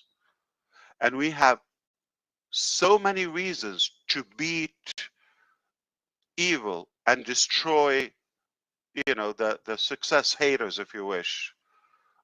We have all of that. So nothing is expected but good and massive success. And I agree with you, brother Johnson, which is uh, there are so many people. I'm astonished by how loyal they are, and I'm shocked how much they know. With the example of brother Jim Hawkins, okay, how like he was talking like he was reading. It's almost like reading from the heart. Okay, I haven't talked to the guy. What an amazing thing! I said, man, he's talking to my soul. This guy, and that's refreshing to see and know that there are true, genuine people. They're supporting, all the way unknowingly. It's just a feeling, it's just a gut feeling. And this is what I always say: in this age of life, people are not dumb. If you treat them that way, or uh, ignorant, people are far more knowledgeable and educated than you think. It's easy to tell and differentiate between a good person and a bad person. We got all the tools, we got the visual, we got the voice, we got the experience. People know, they could tell if you're in it for yourself or to scoop as much as you can from them, or you're in it to help them. They could tell, they know. People sense energy, especially if you meet in person or visual. That is not difficult to read. I say we're in an era where ignorance is a choice because it's so easy to learn and find out the truth. We're here. We will continue the fight. Absolutely. Yeah, we've lost a couple of small battles here and there, but I tell you what, we have expanded the war, and we're gonna make some noise in a positive way. But I wouldn't be as good as you in terms of recalling, some people that I have in mind for you to join, our prayers constantly and keep them in your thoughts, like uh, Cindy Hopkins you mentioned, and of course Bill Must. I knew he was not feeling well, but we hope he will be okay. Uh, of course, you know, um, Pat, I heard she's not feeling it. And everybody, uh, Sherry as well. There are people that, hopefully everything will be fine. And this is life. Life is tough sometimes. Health is something you cannot replace. And I hope everybody will be healthy and well. So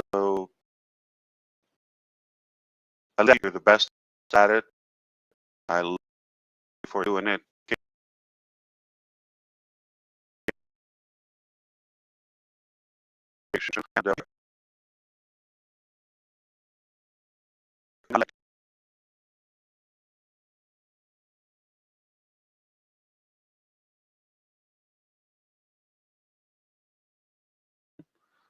today be listening. I said, you know what? I gotta come and make some corrections. We're not just here. We're better, far better. Now, if your last name would have been Noble, you would be right all the times. Yeah. I love you both. I appreciate you. It goes without saying that you're the most committed, some of the most loyal brothers I've met, and for that we all respect you. Again, people could tell if you're in it for yourself, just selfishly, or you're in it. Yeah, you of course you want to succeed, but you want to take people with you to a higher ground or to the top as far as they choose to go to. We're working on solutions. There's nobody should doubt.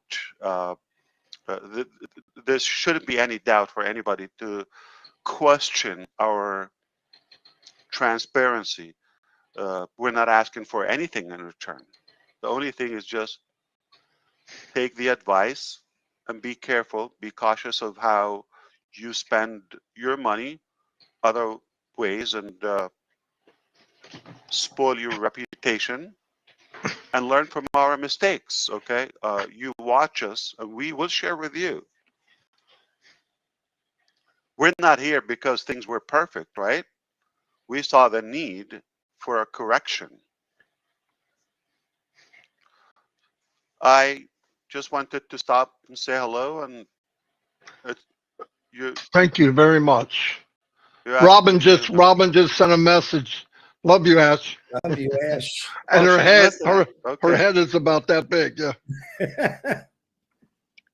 Yeah. We know that. Thank you. She Very said much. right. She said her computer was cold because the windows were left open. Oh wow. Computer joke, Ash. Just I thought you'd get that one for sure, but appreciate you for coming out. Love you with all my heart, and thank you from all of us, your family, your teams. We appreciate what you're doing for us, and we're excited to see the future that you're building for all of us. We do appreciate you. Absolutely, never forget it. You got many people that are behind your ass. Yeah. Thousands and thousands. They will not be disappointed. I can assure you that. Amen.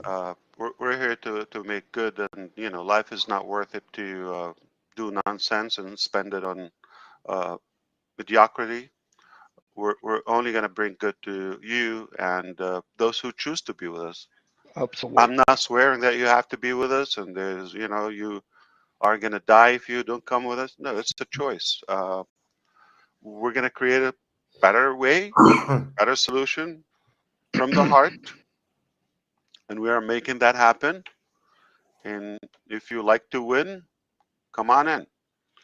Let's wish a happy Ramadan to all of our brothers and sisters who celebrate.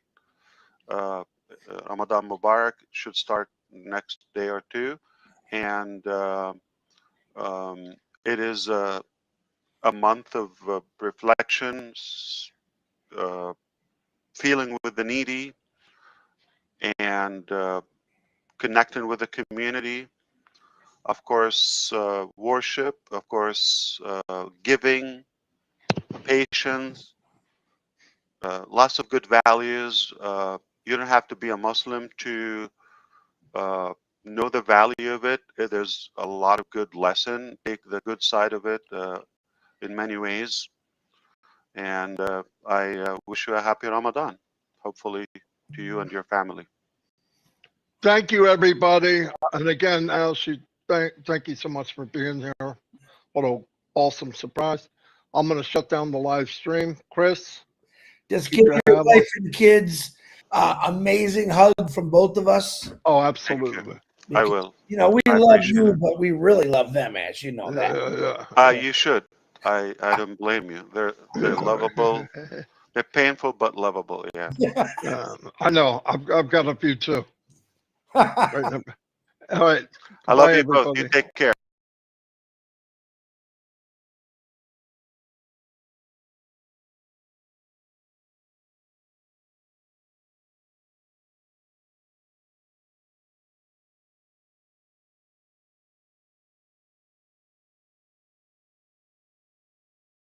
Ever feel like you need the key info from something huge, but just don't have hours to spare? Well, that's what we do here on the Deep Dive. We cut through the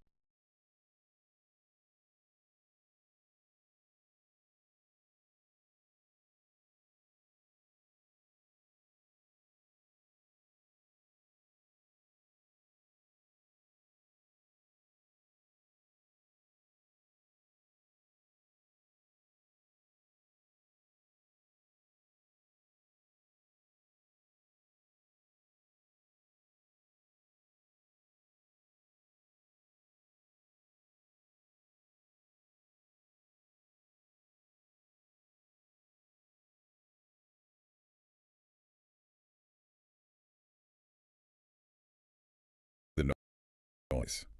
Today, honing in on Mr. Ashmufar's first live webinar of 2025. The core takeaways. Exactly. We've gone through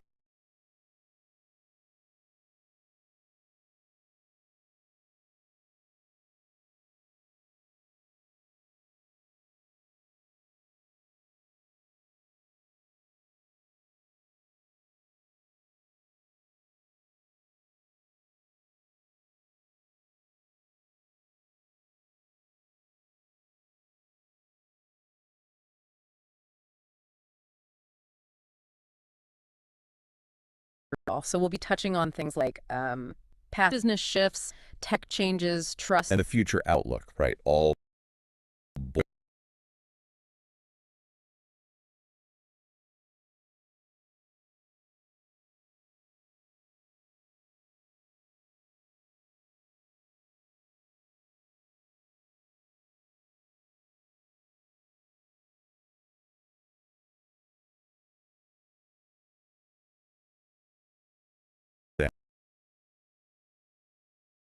significant point the full playback time. Okay, let's jump in.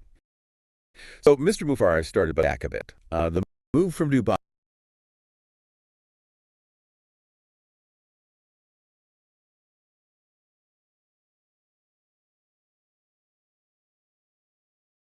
came up first. Sounds just changing addresses. What did you make of that? Well,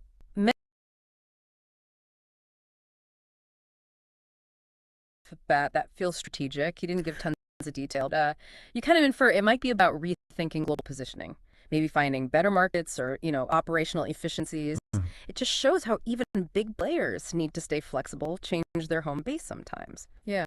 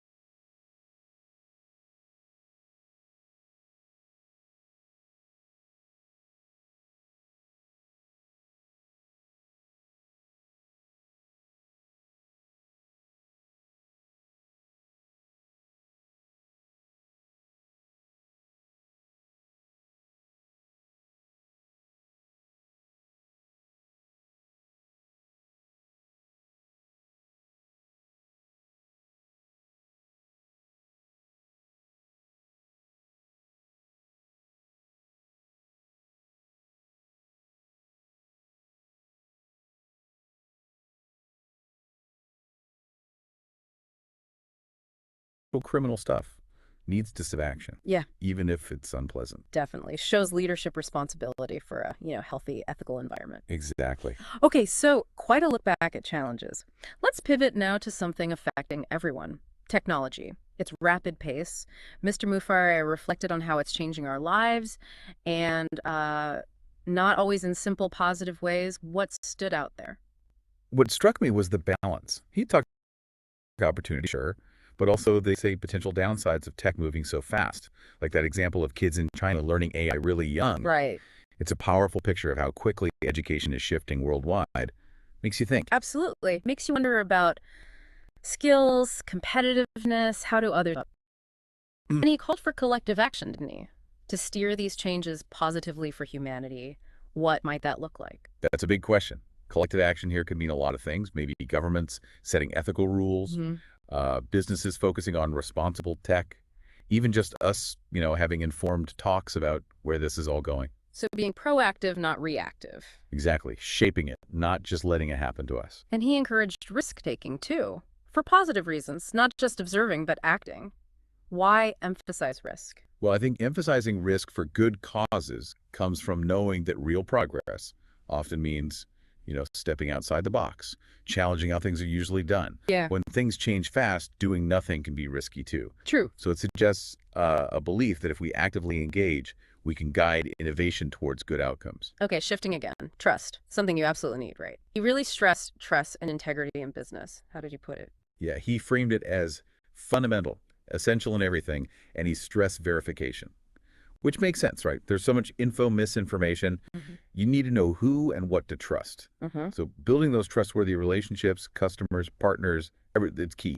Verification helps back that up. Make sure info is solid. He also admitted business has inherent uncertainties, but they're still committed to striving for security, building trust despite that. How do you do both? Admit uncertainty, but project confidence. It's a tricky balance. Yeah. Being upfront about uncertainty shows you're realistic, transparent. But the commitment part, focusing on security and trust, that gives reassurance. Okay. It's like saying, look, we know things can be unpredictable, but we're doing everything we can to build something stable and trustworthy.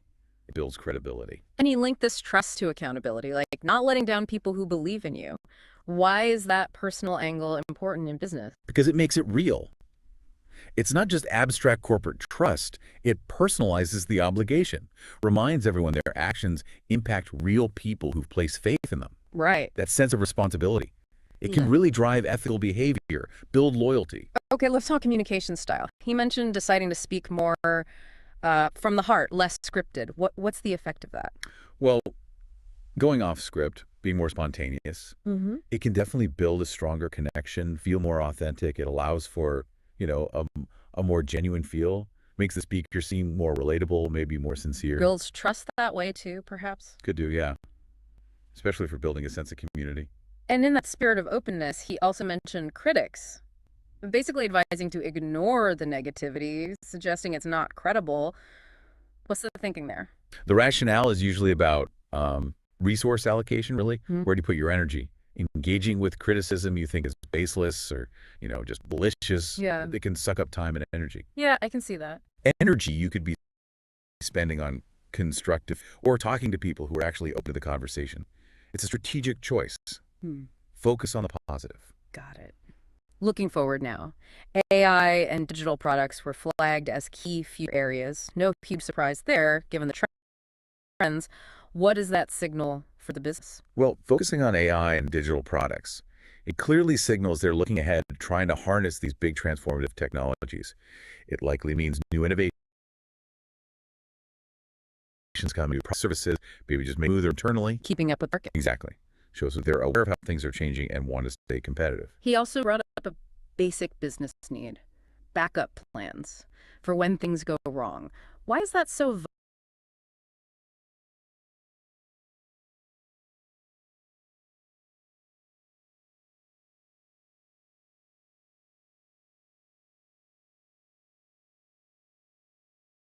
Well, backup plans are crucial for resilience, aren't they? Things will go wrong, challenges pop up. That's just business. Contingency planning lets you weather those storms without, sinking the ship. It shows foresight, managing risk proactively. But yeah, sometimes the day-to-day stuff, the immediate tasks, they can overshadow planning for what-ifs. On a more upbeat note, he reported productive progress over the last 3 years. What message does that send out? Well, reporting progress like that, it's a positive. Tell stakeholders things are moving, still working. It can definitely boost morale, build confidence in the direction they're heading, creates momentum. Of course, there are the ongoing legal matters. He talked about transparency, but also the limits on what can be because of those legal issues. How should people hearing this understand that balancing act? Yeah, that's a tough line to walk. Transparency versus legal constraints. I think listeners need to understand that while the intention might be to keep everyone informed, legal duties often mean you can't say everything. Right. It just requires some patience, really, and trusting that more info will come when it legally can. And he did assure folks more would be shared when possible, while stressing respect for those legal lines. Sounds delicate. It is delicate. Communicating during legal stuff always requires very careful steps. You want to be open, but you have to follow the legal rules. Okay. Shifting gears slightly to the community side, the webinar apparently highlighted creating good experiences for people, acknowledging contributions. Why focus on community? Emphasizing community is huge. It builds that sense of belonging, shared purpose. Yeah. When you acknowledge what people contribute, focus on making things positive for them, it strengthens those bonds. Makes people feel valued. Exactly. And that usually leads to more loyalty, more engagement from the community itself. And there was talk of mutual appreciation, community support being valued, and that feeling being returned. How does that dynamic work? It's like a positive feedback loop, isn't it? Community feels appreciated, so they stick around, stay supportive. And when the leadership feels that backing, it's motivating, gives them strength. That mutual respect builds a stronger overall, ecosystem. Yeah, right. Lastly, some practical business points came up. Product choices, user experience. Why is that user focus so key? Because ultimately that's what it's all about, right? Does the product or service actually work well for the person using it? Is it valuable? Good user experience means happy customers, loyalty, and that drives growth. Simple as that, really. Shows you're focused on the customer. And a question came up about commission structures under a new model. What does that tell you? Well, questions about commissions usually mean people directly involved in sales or partnerships are paying close attention. They want to know how changes might affect their bottom line, their incentives. It's a very practical, real-world concern. Needs clear answers. It makes sense. And finally, even the webinar tools themselves were discussed, their effectiveness. Yeah, talking about the communication tools, how well they worked. It shows they're thinking about improvement. Always trying to make sure that the message gets across effectively, that the experience is good for everyone involved. Continuous improvement. Okay, so let's wrap this deep dive up. Mr. Mufar's first 2025 webinar. We heard reflections on getting through past operational issues. Navigating complexity. All right, and embracing tech changes, but responsibly with a human focus. Yeah, the balance point again. A really strong emphasis on trust, verification, open communication. Foundational stuff. And looking ahead, despite some current legal constraints needing careful handling. Exactly. We've pulled out those main threads for you, hopefully giving a solid overview of what was covered, the key thinking behind it. And that's what we aim for with the deep dive, getting you efficiently up to speed. So here's something to maybe mull over. In today's fast-moving world, how do businesses effectively strike that balance between being transparent and managing the very real constraints from legal issues or strategic needs? It's definitely a constant challenge. No easy formula. Indeed. Well, thanks for joining us for this deep dive. Until the next one.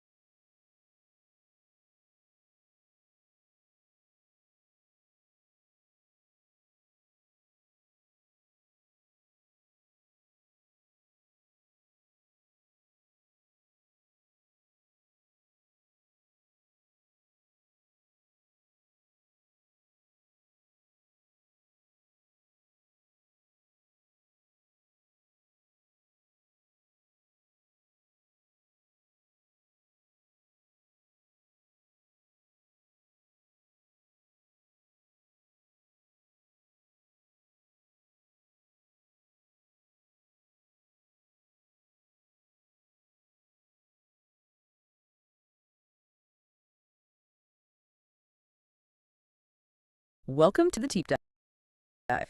Glad to be here. Today we're going to unpack the first live webinar of 2025 from Mr. Ash Mufareh. Yeah, his first big one for the year. Exactly. We've got a pretty detailed summary and even some direct bits from the event. Right.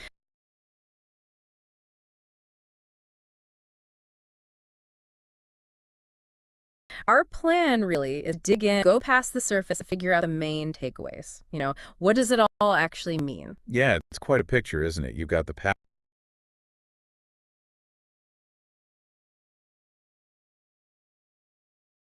stuff, the challenges, it's kind of shaping things now. Then there's the whole tech evolution piece, which is always moving. Always. And the role of trust, integrity, and then looking ahead, the strategy. Lots to cover. Definitely. Okay, so let's start maybe with those past challenges.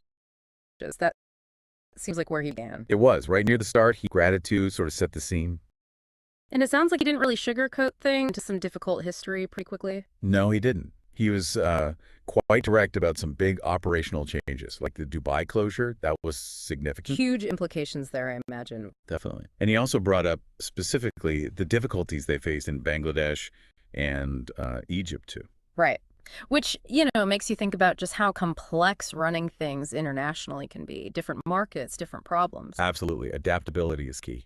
And it wasn't only, geographical hurdles, was it? He seemed to be looking inward, too. Yeah, there was a definite sense of reflection. He mentioned, with regret, some past staff issues. And these weren't small things, apparently. Sounded like unproductive management, maybe even criminal behavior. That's what the summary suggests, yes.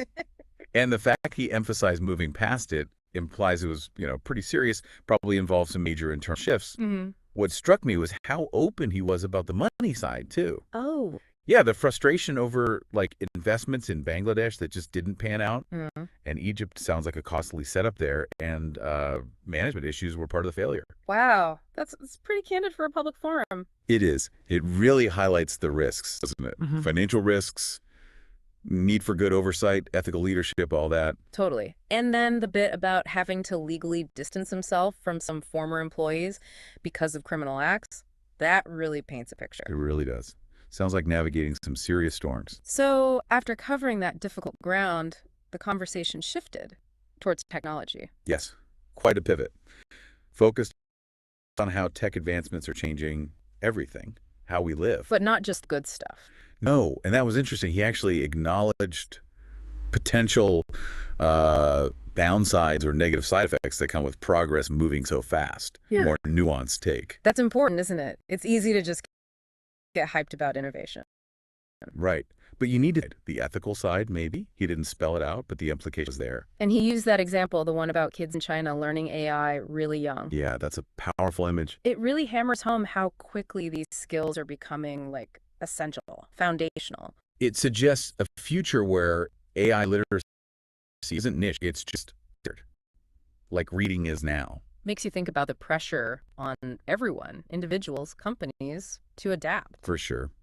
And his call for collective action, that was interesting too, saying we need to work together, remember our shared humanity to make sure these shifts are good for everyone. So not just adapting, but actively shaping the change. Exactly. He encouraged taking risks, but for positive reasons.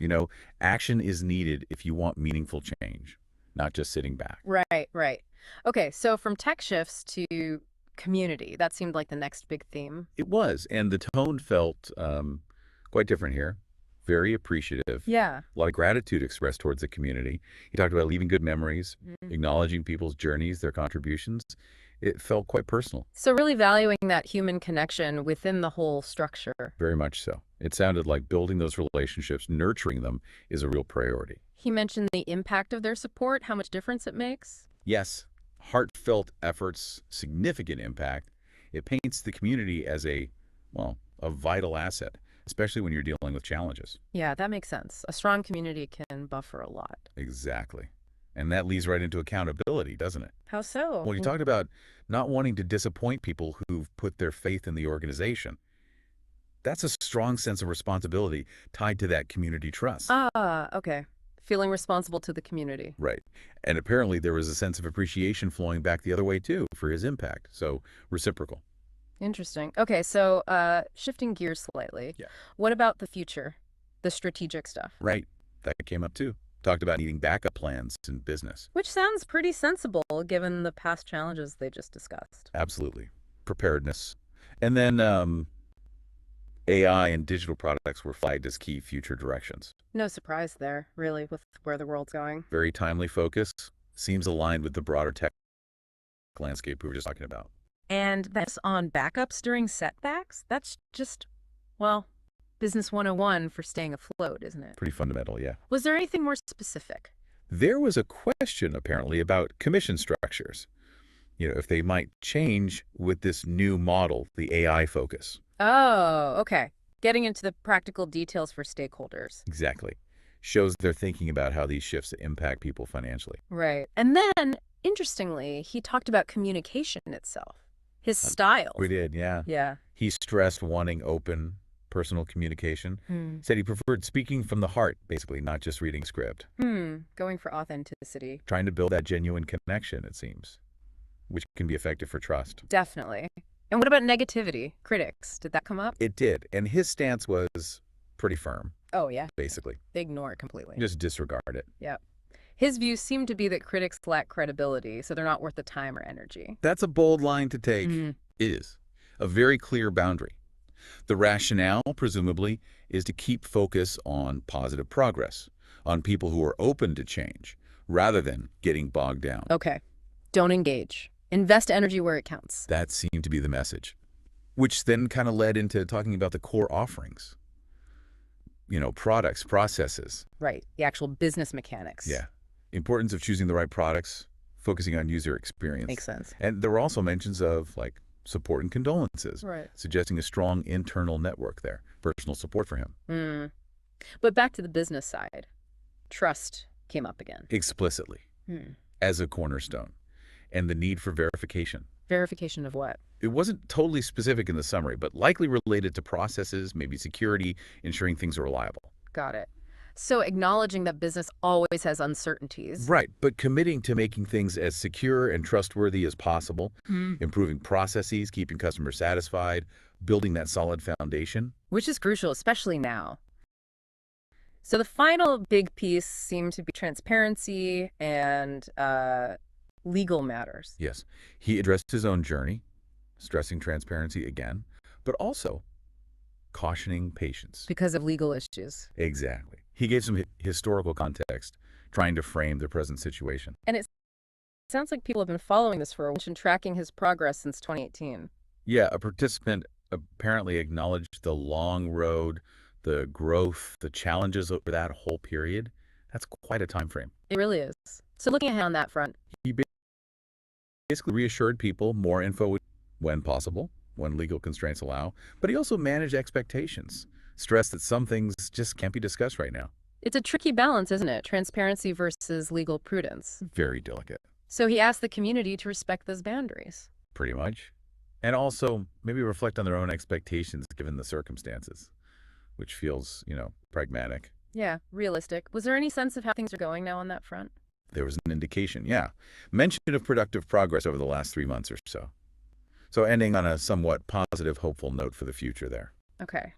So pulling it all together then, this deep dive into the webinar, it really gives us a wide view. Definitely. You see the navigating of past issues, the embracing of tech, both good and bad sides. Right. The critical role of the community, that trust factor. Strategic plans, focus on AI, digital products, and trying to communicate openly, even with limitations. It's a complex picture of an organization in motion, really, all drawn straight from this recent event. Exactly. Gives you a lot to think about. It does. And it kind of leaves you wondering, doesn't it? For any group, any project, how do you strike that balance? Acknowledging the tough stuff that happened while still keeping everyone focused forward, optimistic, strategic. Yeah. And how much does that strong, supportive community really matter when you're trying to navigate all that? It's a great question. Definitely something worth considering beyond just this specific context.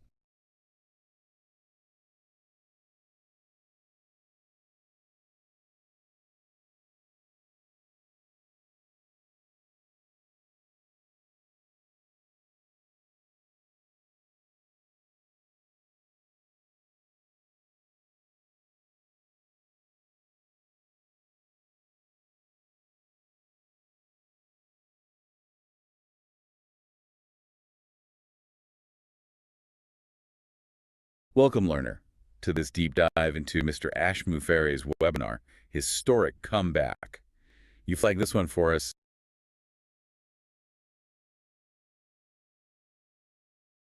And we've gone through it all.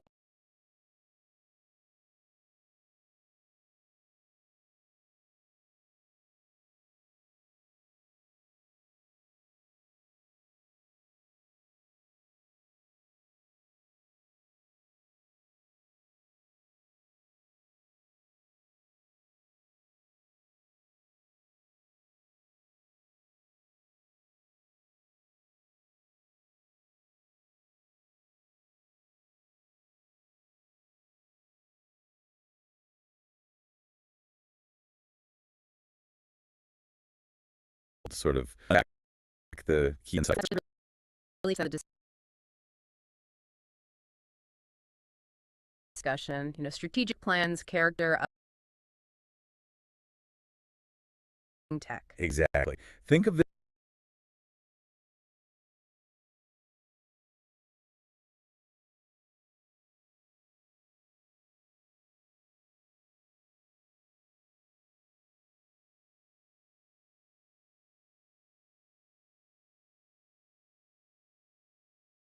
is your streamlined guide to the core message coming next. Okay, so where do we start?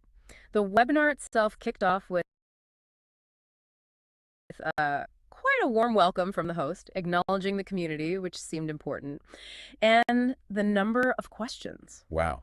Yeah, over 2,000. That really stood out to me, too. It says a lot about engagement, doesn't it? It really does. And right from the start, there was this emphasis on patience, regarding strategic info.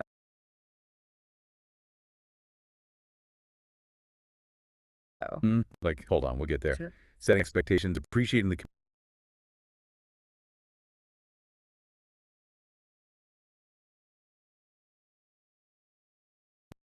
those felt like opening notes. And you mentioned the learner being curious about future. Well, this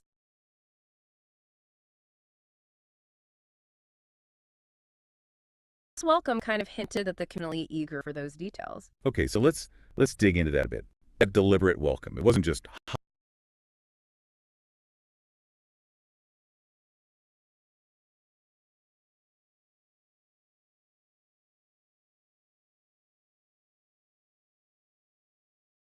hi, welcome.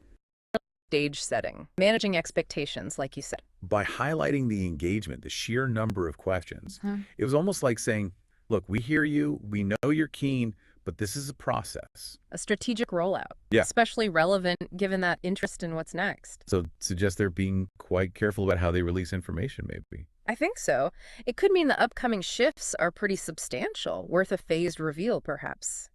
Bring the community along, don't just drop it all at once. Makes sense. Yeah. Then the focus shifted, didn't it, towards what Mr. Mufare called the pillars of success. Yeah, resilience and character, those came up a lot. He really hammered home that point about resilience bouncing back and character, especially when things get difficult. That was powerful, the idea that tough times really show what you're made of. Right. And interestingly, he framed these not just as personal virtues, but as key to, business longevity. Exactly. Not just individual strength, but organizational strength. How the company itself weathers storms. It wasn't just about surviving, but thriving through challenges. And he also made it clear that success isn't just one big win. It's accumulation, effort over a career. That idea of sustained effort. That probably resonates with a lot of people, learner navigating their own paths. Definitely. And he also seemed very focused on the future, didn't he? Less about dwelling on the past. Yeah, he acknowledged the past is done, but the future. That's where the potential lies. He talked about a transformative phase. Requiring strategic action. That phrase stood out. It connects back, doesn't it, to the need for patience mentioned earlier. It implies big changes are being worked on. Significant preparations needing careful planning before the big reveal. It sounds like more than just a small adjustment. A fundamental shift, maybe. Then the conversation took another turn towards relationships in business. Moving beyond just the transactional side of things. Right. He emphasized trust. Trust in leadership specifically, and the value of genuine connections. As opposed to just, interactions based purely on exchanges or money. Exactly. He even briefly touched on the SEC case. Oh, right. How did he frame that? Just briefly, more like indicating a readiness to move forward, sort of reassuring the community, perhaps. Trying to build or maintain that trust, maybe. Especially after something like that. I think so. And he also spoke about transparency, both about products and his own vision. So this focus on trust, genuine connections, it's a different way of looking at relationships, isn't it? Not just the bottom line. It really suggests a philosophy valuing term ties, mutual benefit. Building on that relationship theme, it got even more personal, talking about community and purpose. Yeah, fostering friendships within the community. That was interesting. And passion, love for the work. He highlighted a supportive environment within the company. Mm-hmm. And he reflected on past financial decisions, too. How so? Suggesting the main focus wasn't purely profit. It was more about the community, the purpose, the mission. So prioritizing the collective well-being over just maximizing returns. That seemed to be the implication. He expressed a lot of gratitude for the community's support. And emphasized that, real success shows up in actions, in how people interact. It really paints a picture of an organization trying to be mission-driven, which, learner, you might find quite insightful. Then they talked about collaboration, right? Yeah. Leveraging individual talents. Yes, acknowledging that people within the community have skills and maybe want to improve their own online platforms. So harnessing those individual gifts for collective growth. Pretty much. He talked about using those talents to create positive change for everyone involved, like a synergy effect. Interesting model. Creating value together in the digital space. Then the atmosphere seemed to shift again, with Mr. Sugriyan contributing. Sounded quite lively. Yeah, lots of emphasis on community, but also faith, personal growth. Reflected on this being a historic comeback. That term itself is provocative. It is. And there was a strong undercurrent of faith, belief, perseverance.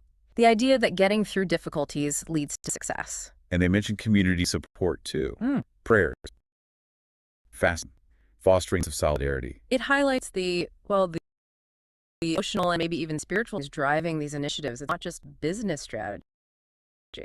Definitely a strong communal element there. Oh, then came a pretty big announcement, it sounds like. A new business plan. Very big announcement. Mr. Mufara stressed the need for a completely fresh start. Detaching entirely from the old platform. Exactly. A complete detachment to build something new, distinct. He pushed for a ground-up redesign.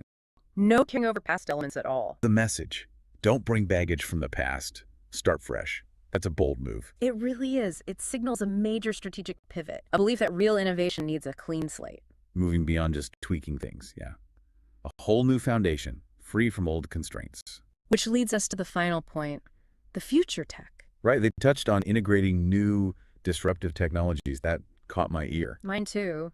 The focus was on scalability, stability, and crucially, affordability. But they were a bit cagey on the details, weren't they?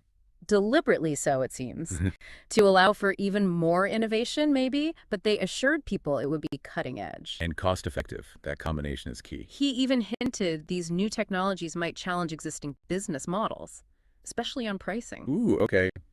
That's potentially very disruptive. And he mentioned unique strategies and tactics planned for 2025, designed to be exciting. So keeping things under wraps, but definitely building anticipation. That peek into future tech, learner, is probably something you'll find really interesting. Absolutely. That blend of disruptive with affordable, that's an ambitious goal. So, learner, wrapping this up, this deep dive into Mr. Mufara's webinar shows, well, a clear long-term vision. Yeah, and a really strong emphasis on community, trust, and getting ready for a fresh start with new tech. The themes that kept coming up, resilience, genuine connections, collective effort, they paint a picture of a business really transforming. Definitely evolving. And the buzz around the new technologies, the whole new business plan, it certainly raises questions. Big questions about their future direction, potential disruptions down the line. We hope this breakdown gave you a clear handle on the key takeaways. So, thinking about all this, learner, what aspects really stand out most to you? And what other questions or explorations might this spark?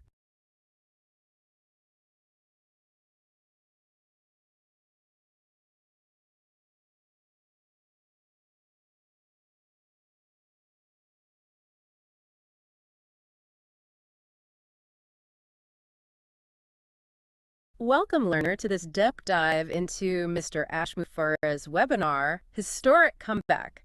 You flagged this one for us, and we've gone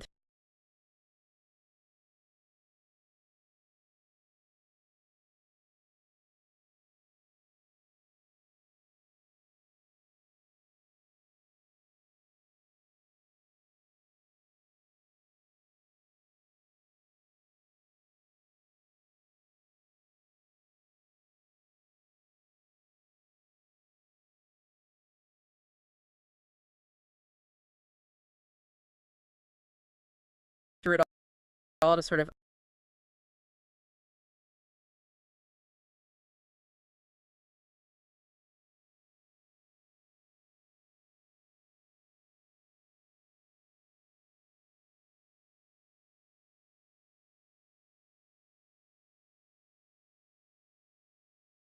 unpack the key insight. That's right. Our mission here is really to make sense of the discussion in the tramp. Strategic plans, character, upcoming tech.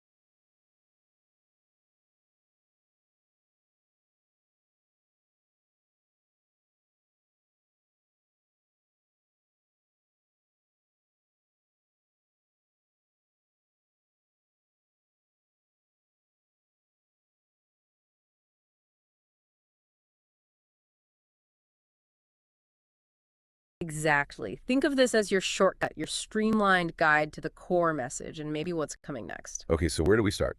The webinar itself kicked off with quite a warm welcome from the host, acknowledging the community, which seemed important, and the questions. Wow. Yeah, over 2,000. That really stood out.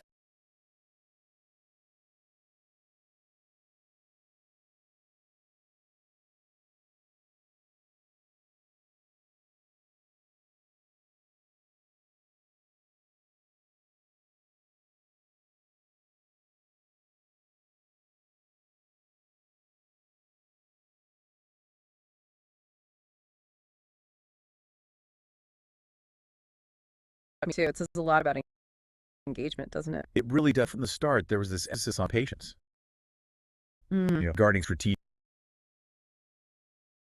info. Mm-hmm. Like,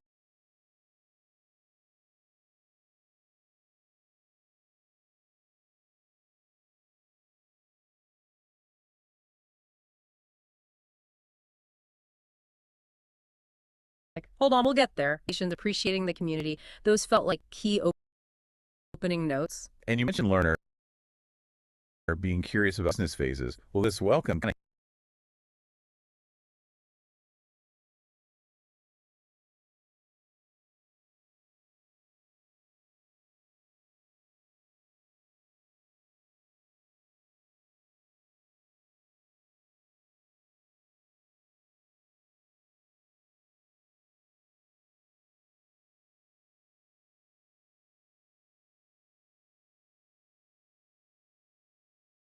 that the community is definitely eager for those details. Okay, so let's dig into that a bit. That deliberate welcome. It wasn't just, hi, welcome. No, it felt more like stage setting, expectations, like you said. By highlighting the engagement, the sheer number of questions, it was almost like saying, look, we hear you, we know you're keen, but this is a process. The strategic rollout. Yeah. Especially relevant, given that interest in what's next. So it suggests they're being quite careful about how they release information, maybe. I think so. It could mean the upcoming shifts are pretty substantial. Or the phased reveal, perhaps. Bring the community along, don't just drop it all at once. Makes sense. Then the focus shifted, didn't it, towards what Mr. Mufar called the pillars of success? Yeah, resilience and character. Those came up a lot. He really hammered home that point about resilience, bouncing back, and character, especially when things get difficult. That was powerful, the idea that tough times really show what you're made of. Right. And interestingly, he framed these not just as personal virtues, but as key to, business longevity. It's exactly. Not just individual strength, but organizational strength. How the company itself weathers storms. It wasn't just about surviving, but thriving through challenges. And he also made it clear that success isn't just one big win. It's accumulation, effort over a career. That idea of sustained effort, that probably resonates with a lot of people, learner navigating their own paths. Definitely. And he also was very focused on the future, didn't he? Less about dwelling on the past. Yeah, he acknowledged the past is done, but the future. That's where the potential lies. He talked about a transformative phase. Requiring strategic action. That phrase stood out. It connects back, doesn't it, to the need for patience mentioned earlier. It implies big changes are being worked on. Significant preparations needing careful planning before the big reveal. It sounds like more than just a small adjustment. A fundamental shift, maybe. Seems like it. And the conversation took another turn towards relationships and business. Moving beyond just the transactional side of things. Right. He emphasized trust. Trust in leadership, specifically, and the value of genuine connections. As opposed to just, interactions based purely on exchanges or money. Exactly. He even briefly touched on the SEC case. Oh, right. How did he frame that? Just briefly. More like indicating a readiness to move forward. Sort of reassuring the community, perhaps. Trying to build or maintain that trust, maybe. Especially after something like that. I think so. And he also spoke about transparency, both about products and his own vision. So this focus on trust, genuine connections, it's a different way of looking at business relationships, isn't it? Not just the bottom line. It really suggests a philosophy valuing long-term ties, mutual benefit. Building on that relationship theme, it get even more personal, talking about community and purpose. Yeah, fostering friendships within the community. That was interesting. And passion, love for the work. He highlighted a supportive environment within the company. And he reflected on past financial decisions, too. How so? Suggesting the main focus wasn't purely profit. It was more about the community, the purpose, the mission. So prioritizing the collective well-being over just maximizing returns. That seemed to be the implication. He expressed a lot of gratitude for the community's support. And emphasized that, real success shows up in actions and how people interact. It really paints a picture of an organization trying to be mission-driven, which, learner, you might find quite insightful. Then they talked about collaboration, right? Leveraging individual talents. Yes, acknowledging that people within the community have skills